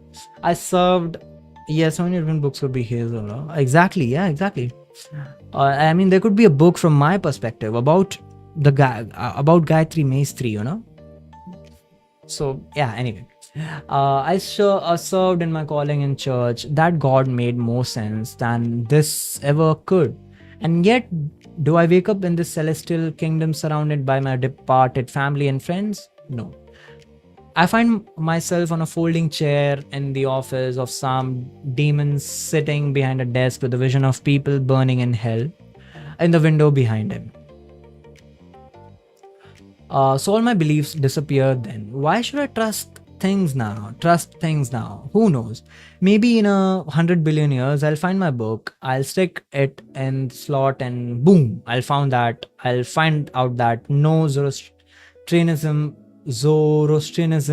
isn't the truth either. But it was, you know what? I'll take a second to really get the pronunciation of this.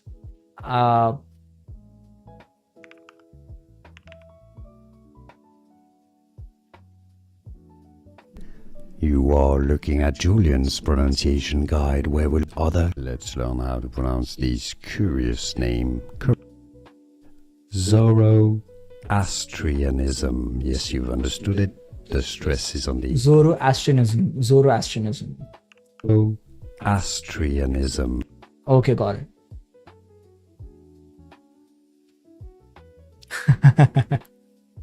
What a deep voice. What a deep voice he had.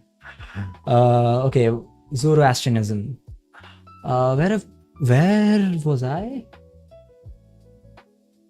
Okay, I'll stick and I'll find out that no, Zoroastrianism isn't the truth either, but it was really the Baptists who were right all along, and this is just part of God's. This video started so funny. Exactly, yeah.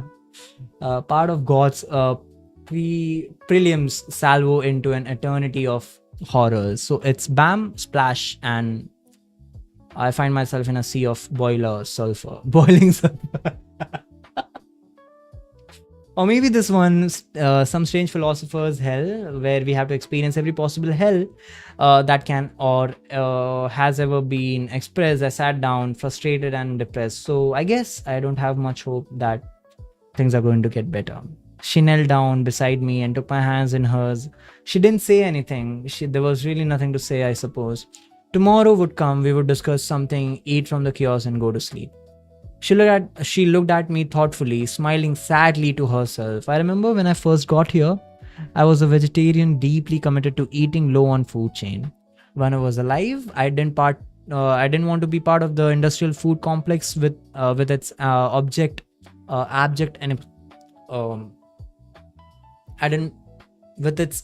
animal cruelty. Then one day, someone watching me eat said, "What? Do you think there's some hell somewhere in larger universe where people are running a chicken factory? Another where they make these meals from the kiosk and send them here on some sort of conveyor belt? The absurdity of it has never left me. We can't care about anything here. We can't make a difference. All meaning has been subtracted. We don't know where anything comes from or where it goes. There's no context for our lives. We all are white, equal ciphers, instances of the same absurdity, repeated over and over. We try to scratch some hope or meaning out of it with our university, but ultimately there's nothing to attach meaning to. We are damned." She said this coldly, without complaint, staring at her hands, then added, "Well, at least I can enjoy a steak. I'm pretty sure it has nothing to do with a cow. How could it?" I nodded, reached out and took her hand. It was slightly cool, but its physicality was real and soft. I gently rubbed her fingers and massaged her palm with my thumb. I felt her relax and sigh. No cows, no chickens, no pigs were connected with our food. Of that I was sure too. There was no life here. Hell was a machine, except us. Here, her hand in mine was the one reality that severed us from cold click-clack of hell. I rubbed her hand and she sighed. Wasn't that something we could cling to? I could be this with this other. I could form no other relation, but maybe her hand in mine was enough, both sufficient and necessary. In hell, there was no sense of place, because all places were the same. Uniform monotony, a place without context. But here now I could rub her hand and she would sigh. She was a difference. Perhaps each person was the only difference in all these halls of unchanging ranks of books, kiosks, clocks, and carpet, and at least we had to hold on. I noticed we were alone. Someone had just said another sentence. We had been found about 100 floors up, and everyone had made a dash up to see it. She looked at me. "Do you want to go up and see the text? Maybe it will make up for today's. Maybe we will." Yeah, already they are like disappointed and then adding on to more of disappointment. I did not let go of her hand. Oh man, this sounds so good. Holding hand of someone is like the most romantic, and also not non-romantic thing ever. Like a good hug, a platonic pure hug, holding hands. Ah, shit, so good. Rachel, you can go if you want. I never want to finish now because she kissed me, the deepest, most satisfying kiss I'd experienced in 100 years. We never did find out what that text was. Have you ever loved someone for thousands or 1,000 years? I would have bet it impossible, but that's how long we were together. True. Me too. I love holding hands. I love hugging also. It's it's really warm. I don't know. I don't have the word. I don't have the right vocab for it. But yeah, it's very satisfying in a way. I knew and I would have bet it impossible, but that's how long we were together. 1,000 years we traveled the halls of hell together. I don't remember fighting. Yep. I don't remember fighting. She was. Is your text not appearing here on my.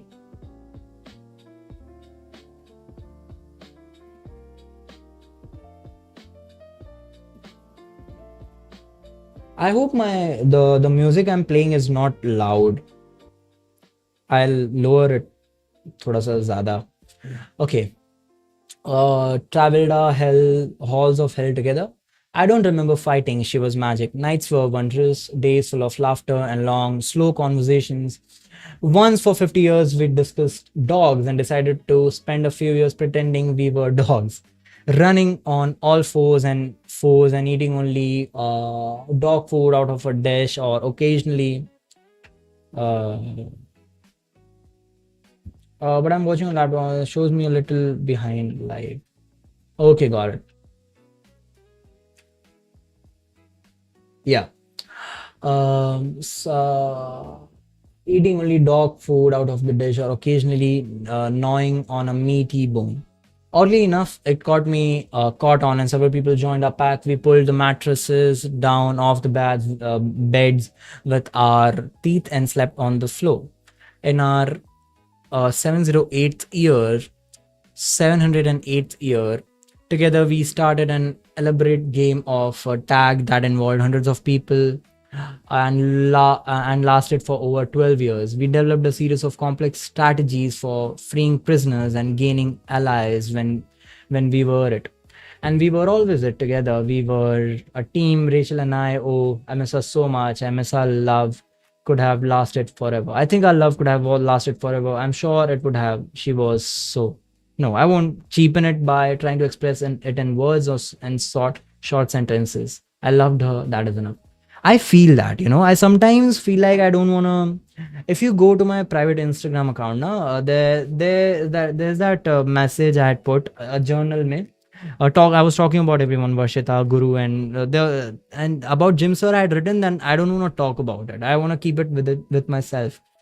So I get that feeling that sometimes you just don't want to talk about something because it kind of cheapens because you'd never have the right word to express it. So it might make it less interesting or less loving. Year 1145. Yes, this sounded very much like you. Yeah. Thank you for knowing me.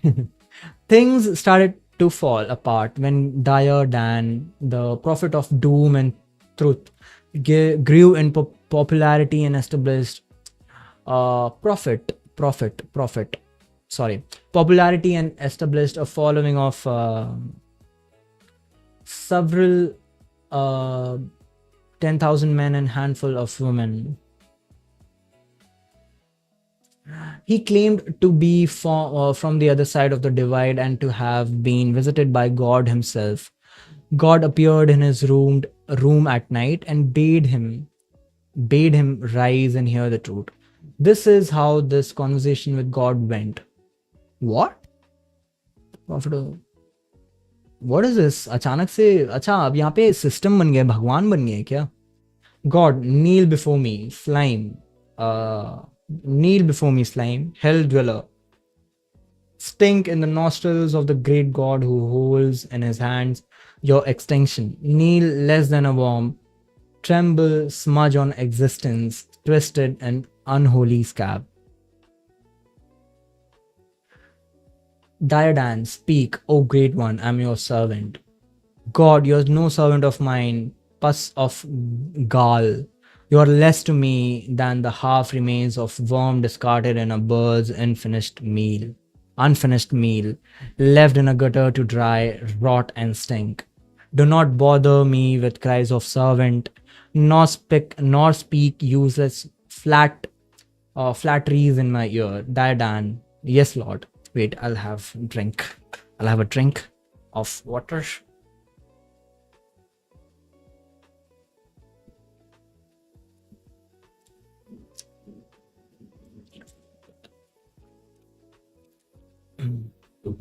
Yeah, the words were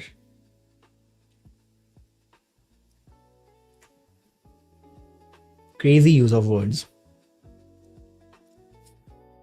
God, but I'll make you a tool. Those in this hell must be taught who it is they have offended in their sin. They must be made to feel my wrath. The time has come and they are to be scourged. You'll be like a whip in my hand. You'll be the sword in my clenched fist. You'll bring them to punishment. The days of this peace in hell are ended. Kill them again and again. Torture them, cause them pain and fire. Leave not a moment of peace. Teach them the wrath born of their sins and rebellion. Strike them when they are awake.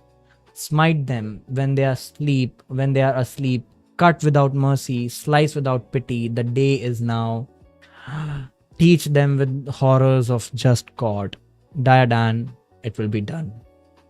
And so the deities,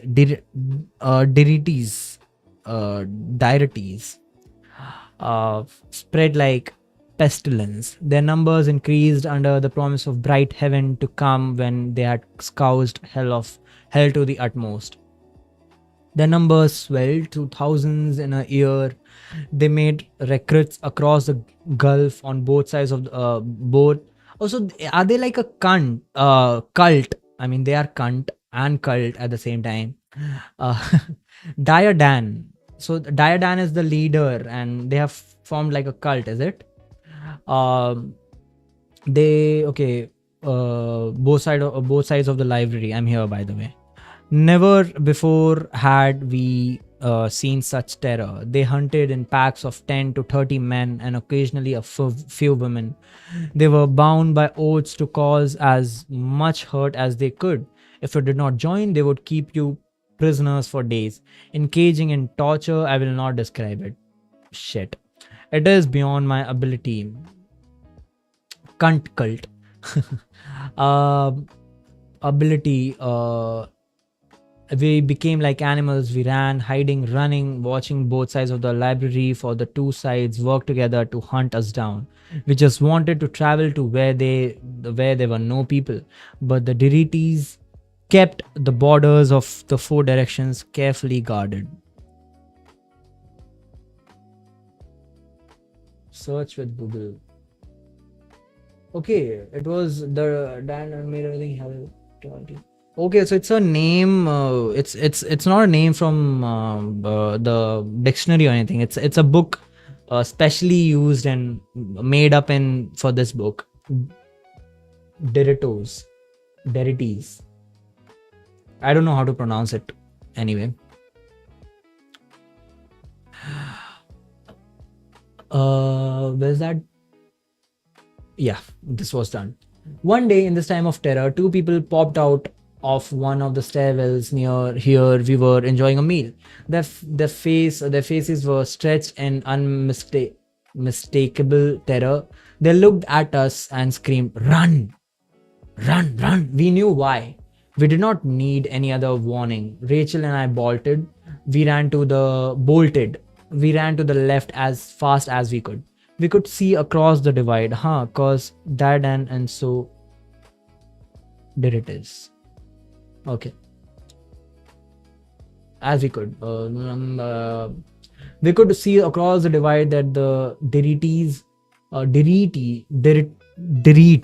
I think Dereets it is. Dereets. On the other side were directing the pack on our side to our location. We ran faster, our legs pumping like sprinters.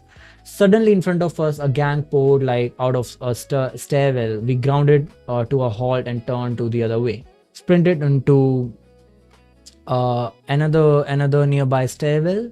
And headed down. We flew down the stairs with animals panting hot behind us like wolves. We raced down to another level and went right. We should have gone left. If I had one wish to make in this eternity of madness, if I could have one prayer answered in this empty space, it would be that we had turned left instead of right. Why has been questioned ever since.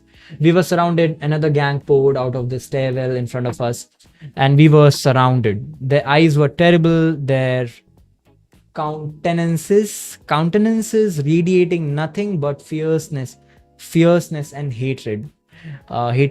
They moved slowly towards us, armed with clubs and spears made of cow and water buffalo bones. Rachel turned to me. She seemingly surprisingly calm. "I love you," she said, a beautiful smile on her face. Wow. Then she climbed up to the railing and jumped. What the fuck?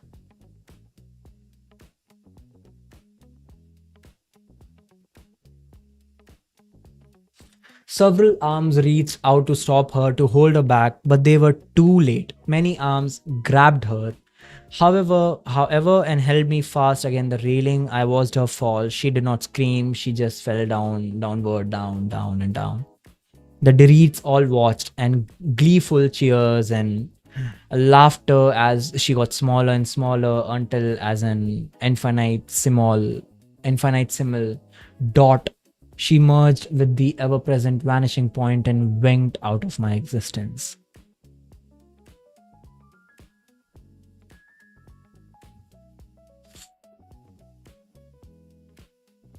Fuck. Shit, this was hard. This was hard to read.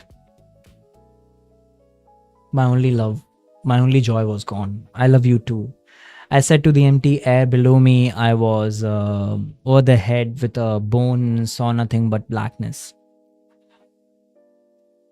When I woke up, I noticed I had been moved, and I was looking under one of the beds, and yeah, really crazy. I mean, shit. This was hard to read. Under one of the beds in a sleeping room, then I felt a sharp pain and everything went black again. I woke up again, noticed the same perspective I've seen before, heard a whistle of something swinging through the air like a baseball bat, and darkness again. This continued for 37 days, which for me lasted only a few seconds. Thinking in bits and pieces over the course of more than a month was new to me, but time and practice brought increased efficiency of thought.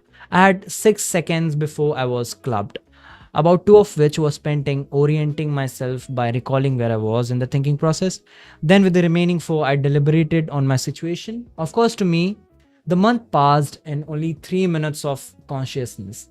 But during that 3 minutes, I hatched a plan and reached a point where I was ready to execute it. Upon wakening, I rolled as quickly as I could in the direction away from my invisible attacker. Then, having secured some distance between me and my attacker, I rolled and leaped to my feet and turned quickly to face my assailant. He was clubbing down with a large cow thigh bone and was startled to find me gone. I was not surprised to find myself in one of the small rooms next to a bed. But here sat my assailant, rubbing his eyes. Well, you got away. At least I bet Higgins' record, but not even close to Barley's. The man stood up and looked at me. Want some coffee? There were a few other people getting up, a few going to bathrooms and some making their way out to the kiosk. I suddenly noticed that near bed was a crumpled body lying still, its head bashed in and fresh blood pooling on the floor. I felt sick at the sight. What were these people doing? Maybe some orange juice, I said. The fuck I just read. So, by the way, the boys is like the boys is kind of with SIA boys, but plus the visuals. I said suspiciously. At the man shrugged and motioned for me to go out the kiosk. Don't try to get away, he cautioned. You're a slave. A slave? A slave? I asked. Indeed, you have been adopted by the Brotherhood. You will serve us and you will be used as a morning sacrifice, as you have for the past month. As the master teaches, to murder a sinner in the morning is the start of a blessed day. My God, I was speechless. There's a chance to escape both these fates, and that is to join us and undertake the oath. One of the teachers will instruct you with their arisers this morning after the breakfast. Go grab something for breakfast, and with that, he marched into the bathroom, and I stood there, stunned. Death lay all around me, but those still living seemed not to care. They stepped and maneuvered around many bodies like it was a normal morning. I walked out of the room and came up to the kiosk and ordered an orange juice. Bodies were everywhere. People were crumbled in the hallway. Fresh pools of blood seeped under many of the twisted bodies. I saw one man being eaten by several others. They beat him until he fell to the ground, where they kicked him until he was dead. There seemed to be no malice in their actions. It was as if they were almost bored, going through a morning ritual that needed to be done, like brushing their hair on or ordering a meal from the kiosk. I walked to the railing and peered over, thinking of Rachel's last dump, for which for me had only been few minutes ago. But I knew in reality had been weeks ago. A wave of sadness and loss spread over me, just as a voice said, "Don't think about jumping. We'll catch you before you get a foot on the railing. Then we'll torture you in ways you'd find rather unpleasant." The great thing is, every day we get to start fresh. We have people we have tortured for over a year. Great sinners, of course. They deserve it. It's God's great work. I stared at him like he was a madman. You'll get used to it. The screams, I mean, it's all God's work. He looked uncomfortable for a moment, then turned away. He stood in silence for a minute and then turned to me again. Let's go. He led me to a stairway. I was seated on one of the steps that led upward with about four other men. I had not seen many women yet, but I had heard some Direets were women. Not many, but a few. A man came in and stood in front of us, his back to the hallway.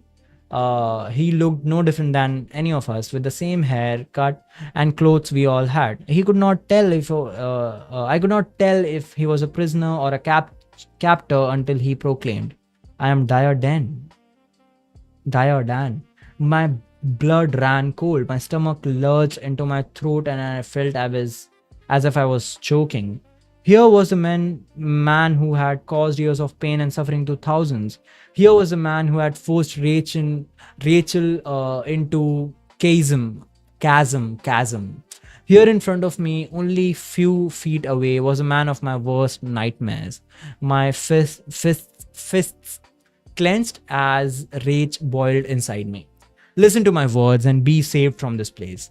Ignore me as you will, and you will suffer beyond anything you thought possible. I am God's mace. I am his calipers, his judgment. I will not sicken you with all his words. He was arrogant, full of his own importance. He could speak of nothing but his glory in the world to me. It was mad. Was madness possible here? Apparently. When he finished, he said, smiling, "Here is the decision you must make. You can join us and inflict pain and suffering, or," and he let the moment hang, "you can be one of those upon whom suffering is inflicted. If you do join us, you will be signed to a client, someone who has refused the offer you now receive. To your charge, you must make this place a hell to the fullest ability of your pathetic power. You must convince me you have made this sinner suffer to the greatest extent of your abilities. Don't worry, you'll be trained. He droned on, but behind him, 2 guards standing beside him left for a moment. From the stairs on which I was sitting, I could hear screaming in the hall and the 2 guards bracketing Diardan that first turned to watch. And then towards the commotion, leaving no one between Diardan and the landing, the hall and the railing, I did not hesitate. I never had been filled with such a sense of rage and vengeance. He had taken Rachel, he had tortured my friends, he had destroyed our peace. All of this rationalization occurred later. And that second that I saw a clear shot, I did not hesitate. My month of learning how to think in few seconds after awakening in the morning served me well at that instant.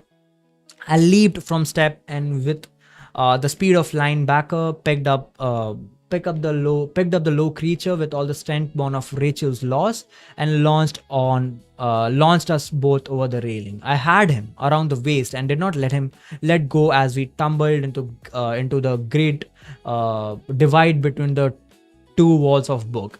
He was kicking frantically and screaming that he would kill me, and he did. I had him around the waist. And he leaned back and grabbed my head and gave it a quick hard twist, breaking my neck. In the morning, we were still falling. I was a little disappointed because I knew we were traveling down at about 100 miles an hour. I hoped that after a day night, we might have hit the bottom, that the grave fear that it might be bottomless welled up in me. I suppose it was that fear that had kept so many of us from jumping before. I estimated we traveled 1500 miles and still no bottom. My enemy was still with me. He was about 200 feet above me and was in parachutes dive, spread eagled, and looked right at me. I was still winging my hands like a chicken tossed from a barn and doing occasional flips. But he seemed in control. I suppose he had all day to practice while I was falling as dead and helpless as crash test dummy. His look was one of the pure and absolute hatred. He maneuvered a little closer and started screaming at me what appeared to be a well-rehearsed speech. You maggot, you maggot. Wait, huh? Are you still here, Gayatri, by any chance? A soft-bodied... Okay. Do you know against whom you fight? Dog, you fight against God. Against God. He could not finish. He let out a scream of rage, folded his arms to his side, and dove straight at me. Head first, I tried to flap out the way, but whereas he seemed to be guided missile, I was completely out of control. Our heads collided like 2 hollow melons. When I awoke, it took me a long time to find him. I tried to look around, but I was still not in control. So I used his trick and spread out my arms and found I was stabilizing. With my perfect recollection of the past, I thought of pictures I had seen of Maggot. Oh, maggot. Oh, right. Yeah, I remember. Maggot. Maggot. Okay. When I woke, it took me. I tried to look around, but not in control. Okay, yeah. I thought of pictures. I'm here, by the way. I had seen of skydivers and tried to mimic the impression I had of their falls. After an hour or so, I was doing quite well and could even control my direction. Diardan, I finally noticed, was about 300 yards below me. It made me sick to think that when we hit the bottom, I would have to deal with him there. But it also occurred to me Rachel would be there too. So would others had been forced to jump because of this evil man's gangs. I figured when we hit, I would have a lot of allies. My enemy was enemy. My enemy was trying hard to spread himself out and slow his fall. He was heavy in build, more muscular than I, and apparently, with less friction, he had fallen a little faster. He would occasionally look at me and scream things I could not hear, but I too had learned to slow down. Through the day, I started feeling pretty hungry and thirsty. We flew down and I watched as my nemesis slowly drifted further and further away. I kept. What is the meaning of this word? The in usually put as agent of divine punishment. Oh, okay. I kept angling my arm, so I was flying away from him, and we. Oh, by the way, I just realized मेरा यहाँ पे video यहाँ पे है ना, तो वो सारे टेक्स्ट तो रीड नहीं कर पा रही होगी जो भी यहाँ पे ऊपर आए. Did not realize that. But anyway, I think you're listening to me, तो अच्छा है. Okay, wait. I kept angling my arm, so I was flying away from him, and we seemed to be drifting in different directions. It was a strange feeling, falling for so long. The wind roared in my ears, but there was a peace to it, a relaxing sense of freedom I had never known before. I was enjoying it. Wait. Okay, fine. What I'll do is, I'll quickly.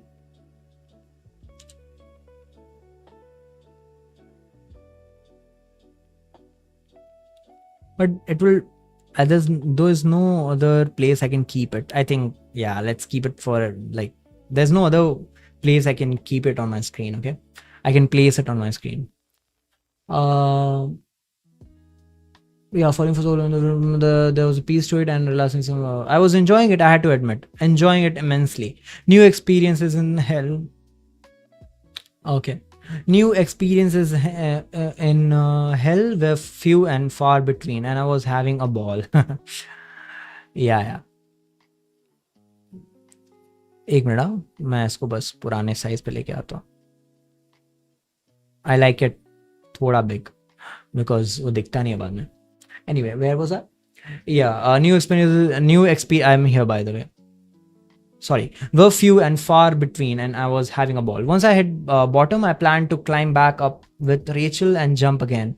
Flows flew by at an astonishing rate. I could see people occasionally stop, stare at me. Some looked on in pity, others in amusement. Some with the expression that plagued those in hell.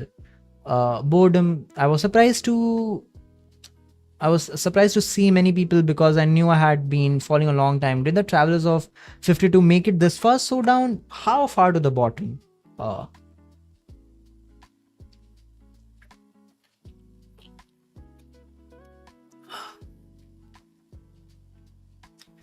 Just before the lights went out, I caught my last glimpse of Diadan. He was just a pinprick far below me, and we were separated by a great distance. As complete darkness gathered around me, I had a strange feeling of safety. I stayed awake for hours, but just before dawn, that inevitable moment through which no one in hell has ever been able to stay awake, that strange hour when books are returned, the dead revived, and all wounds healed. I fell asleep and I did not wake until the turn on of the lights. Until the turning on of the lights. Diadan was gone. I was never to see him again, nor has anyone have ever met since. He, like me, is lost in the library, alone. I wonder, does he still feel he is the fist of God? I was getting very thirsty. I was hungry too. I was, but the thirst was the worst. Throughout the day, I passed hundreds of drinking fountains and kiosks and could do nothing. एक minute, ये गिर गया. Okay, so it's like when they fall, they come back again the next day, is it? और Rachel फिर कहाँ गई? Rachel खुद कूदी, तो वो वापस नहीं आई, is it? I'm a little confused इस वाले point पे. My mouth was parched. Okay, my mouth was parched. I'm here, by the way. And my tongue felt sick. Felt thick in my mouth. I tried to take my mind off things by by practicing my flying. But he falls asleep. He's still falling. But then through the day, I passed into drinking fountains. Oh, acha, he passed. Oh, passed as in like fly by. I thought passed as in like वो गया मतलब उनको visit किया, उसको touch किया, try किया. Okay, got it. Yup. Yeah, I got that. He'd been falling this the whole time. Okay, my mouth. I tried to make my mind off things by practicing my flying. I found out by pulling my arms inside my smock, a loose dress or blouse with the upper part closely gathering and smoking a dress or top of and bowing them out under the fabric. I could get pretty good control of my direction. I learned to increase or decrease my speed and get some measure of navigation, but downward motion dominated everything I did. And even when I was getting some horizontal movement, I was still hurtling downward at an amazing rate.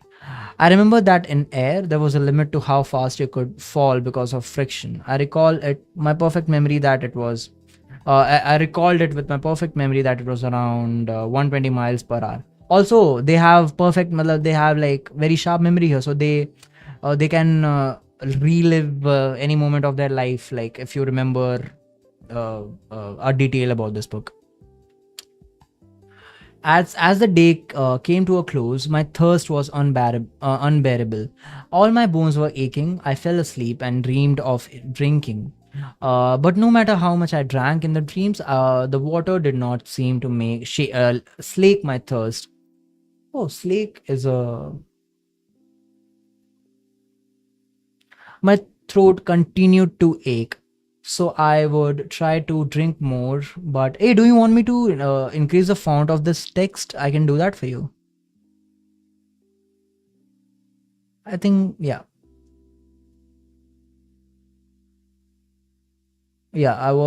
My throat continued to ache. I would try to drink more, but nothing would change. I woke up many times in night, go so thirsty that that was all I wanted. Why would God have structured this hell such that every wound would be instantly healed in morning? But the only kiosk would slake hunger and thirst. I think there's some messing with the chat.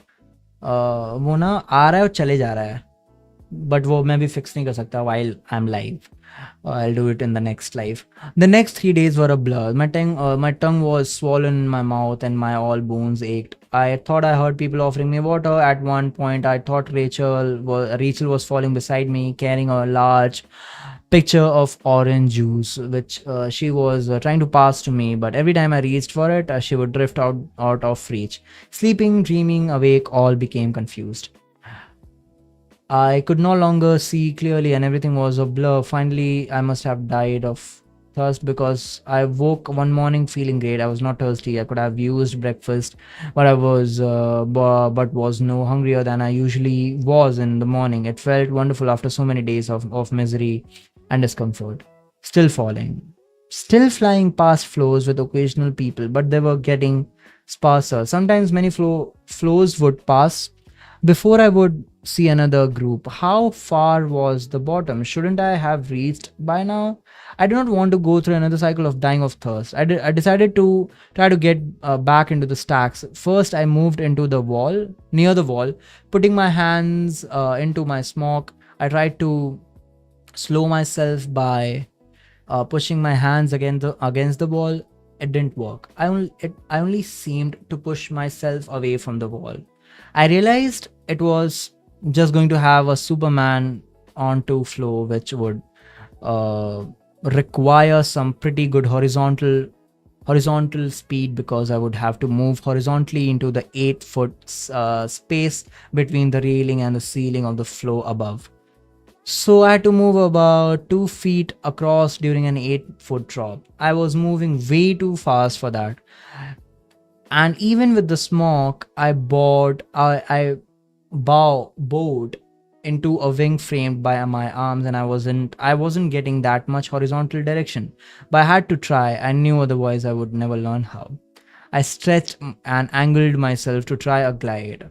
I was doing too badly. I was flying right next to railing, but was still failing too fast to get into that 8 foot span.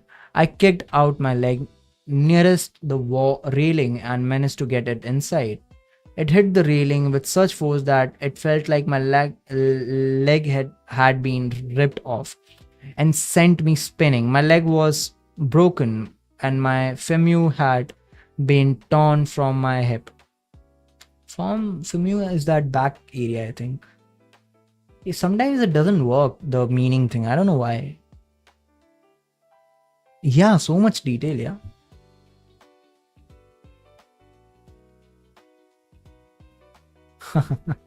Had been torn from my hip. The tumbling did not help the pain. I had never been in that much pain in my life, either on earth or in hell. I went into shock and mercifully passed out. When I woke up later that afternoon, the pain was unbearable. I had to do something, so I maneuvered over to the railing and struck my head out, hitting the railing as it flew past. Femur is like bone. Bapre, no, not back, leg. Okay, got it. As it flew past. The next morning, I felt fine. I was healed. All was healed, but I was still falling. I decided I would try again. I maneuvered myself next to the railing and tried to get as much as horizontal vector as I could. This time, I had a better plan. Sorry. That must have been loud for you. But a plan. I kicked my leg out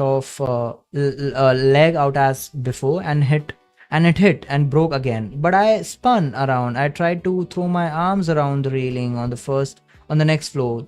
Though it felt like they too were torn from sockets, I swung my legs around and into the space between that floor and the one below. I got them both in and was going slowly enough that I actually hung from the railing by my knees like a child on a monkey bar for a moment or two.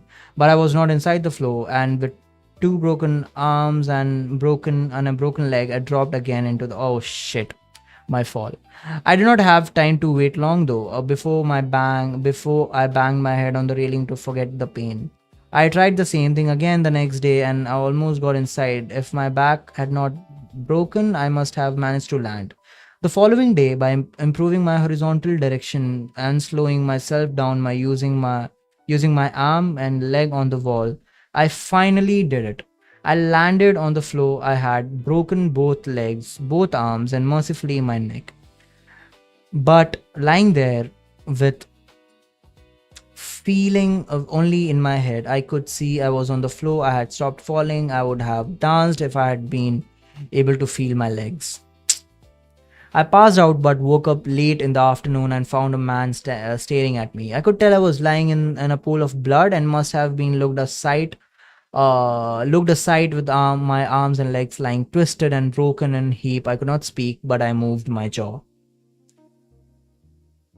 Yeah, exactly. Broke everything.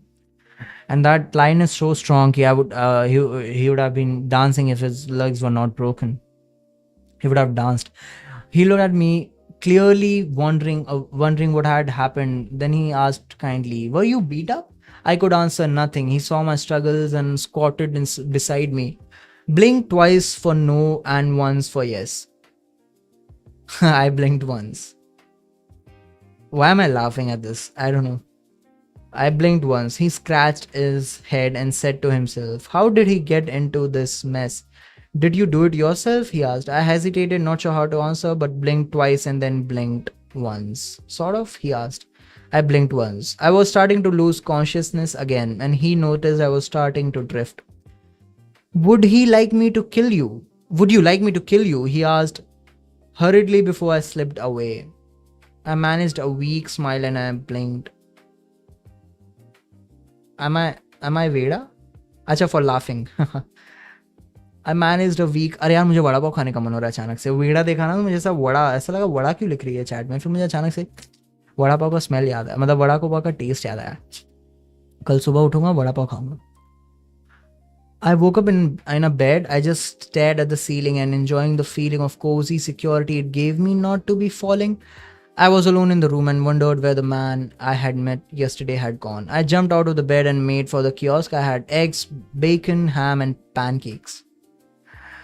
And a carif. Carif? What is carif? इस बार काम करेगा देखना. See? Worked this time. An open topped glass flask typically. Oh god. Of orange juice. It was marvelous. While I ate. Wait, let me write this down. Carif is a good word. I did not know this.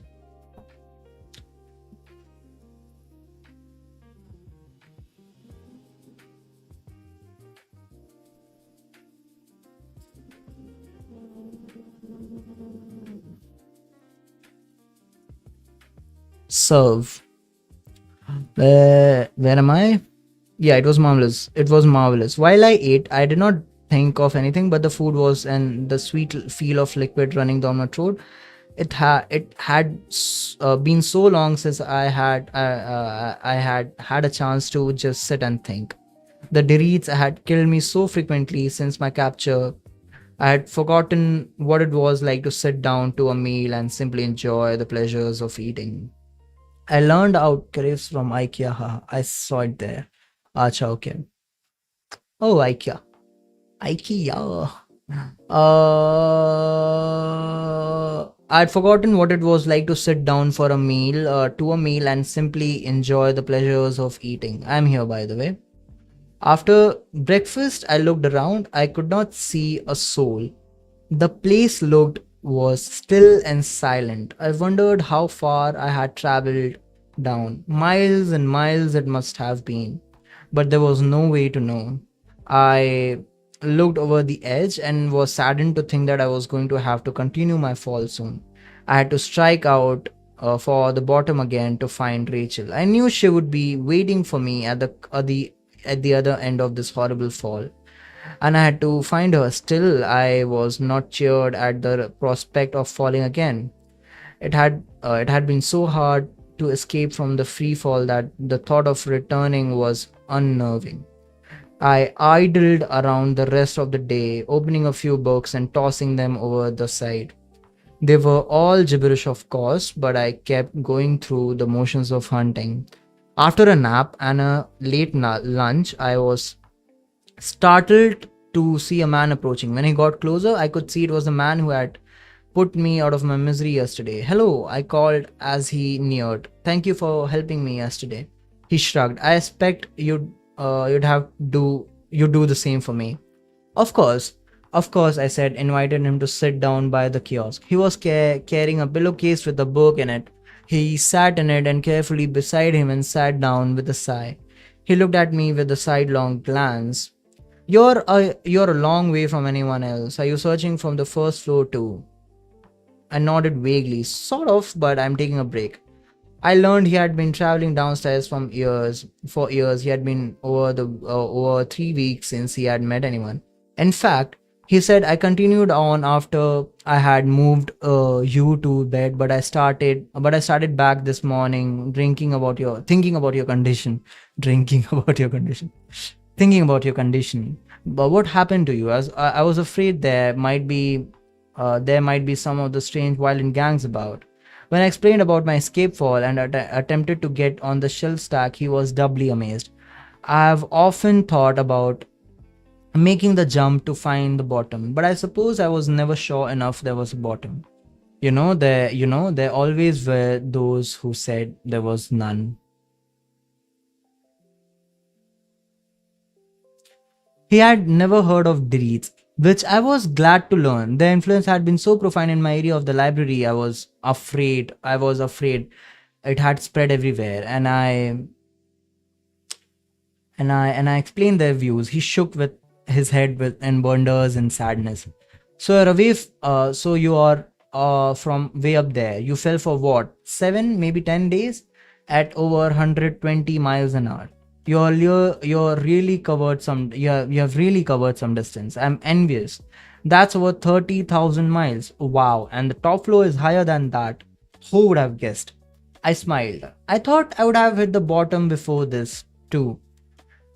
As was the custom in hell, we exchanged accounts of our lives on earth and our adventures in hell, and such stories as passed the time and with others in the endless afterlife.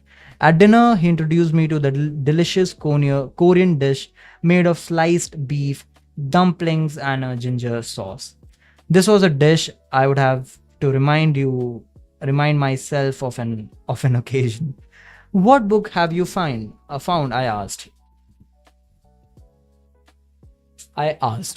He smiled and pulled it out. I found it on the 7,322nd floor down from Prime. He said, which meant nothing to me as his Prime was clearly not mine. He opened the book to a page he had marked with a napkin and handed it to them. I was stunned. It read, "Breath comes to me in bursts of joy. Stones retch out bloody worms. One red with the passing of licking patterns of salt. Why signal?" Wow, I'd never read anything of such profound clarity in the library before. Tears rolled down my face and I looked up at him in gratitude. "Wonderful, isn't it?" he said. "It's two sentences that are grammatically correct. That makes sense. This is the most amazing thing I've ever seen. It's poetry." I was wild with joy. I hugged the book and kissed its cover and passed it to reverently, if somewhat reluctantly, back to him. "Thank you," I said. "You have given me some hope I haven't had in a long time."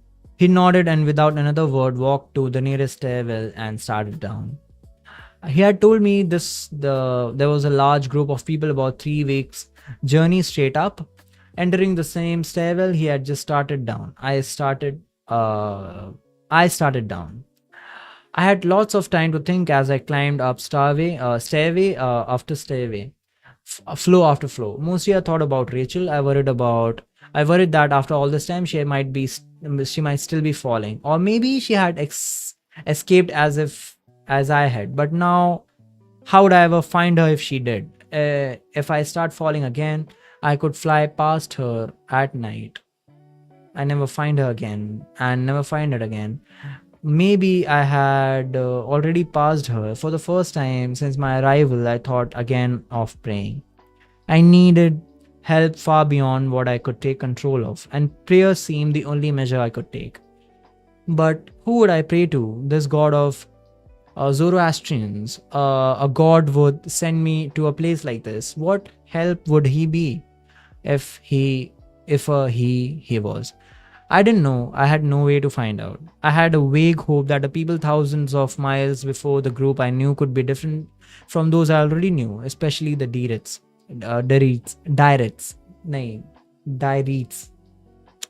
How delighted I would be to meet someone from Africa or Asia.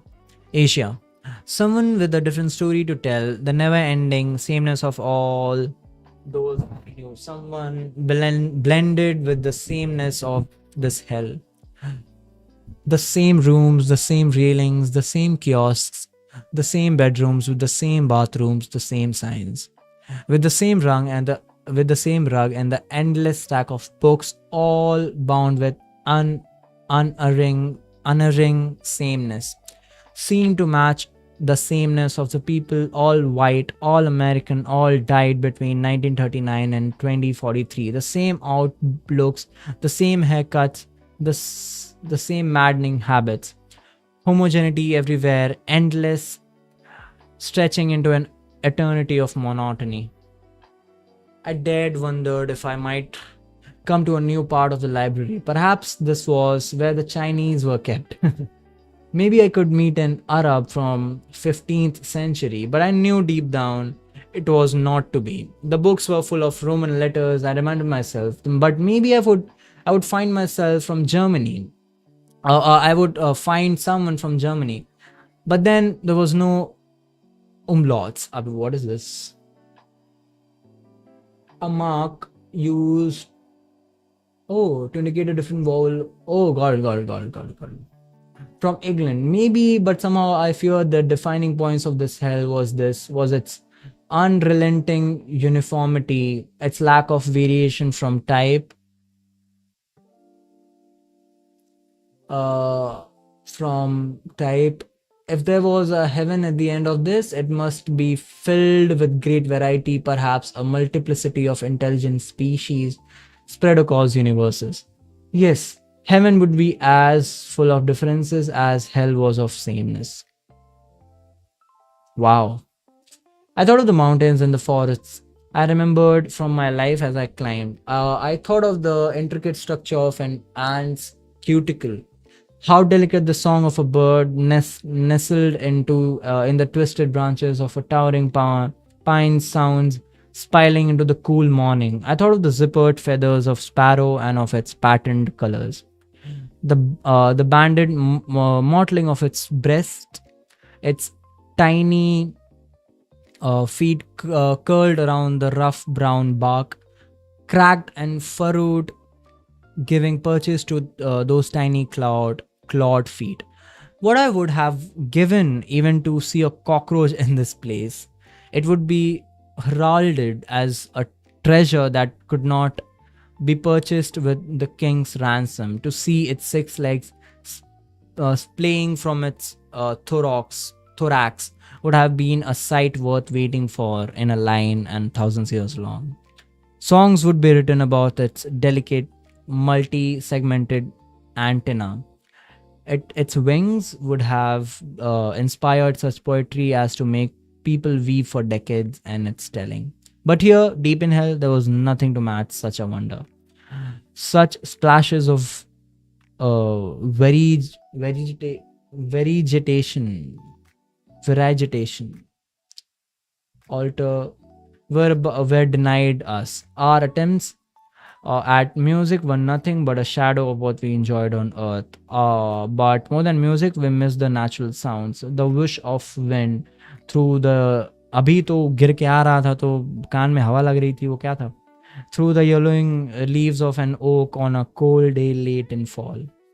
The splashing water over smooth stone in a tiny creek as it made its steep mountain. Even the whistle of a train or the screaming of a truck down the highway would have seemed like a symphony.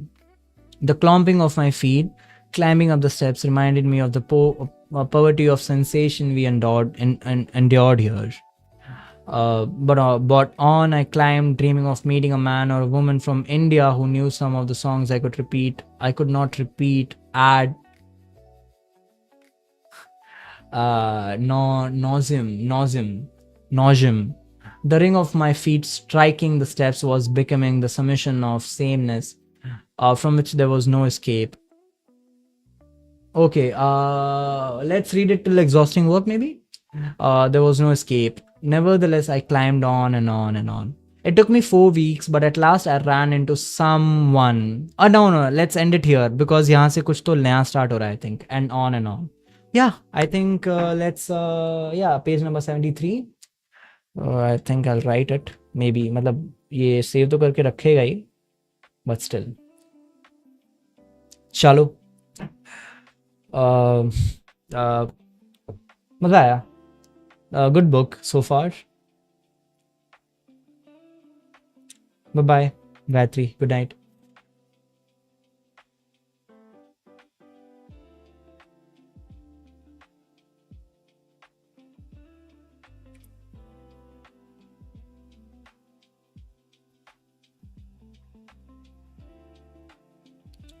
You left?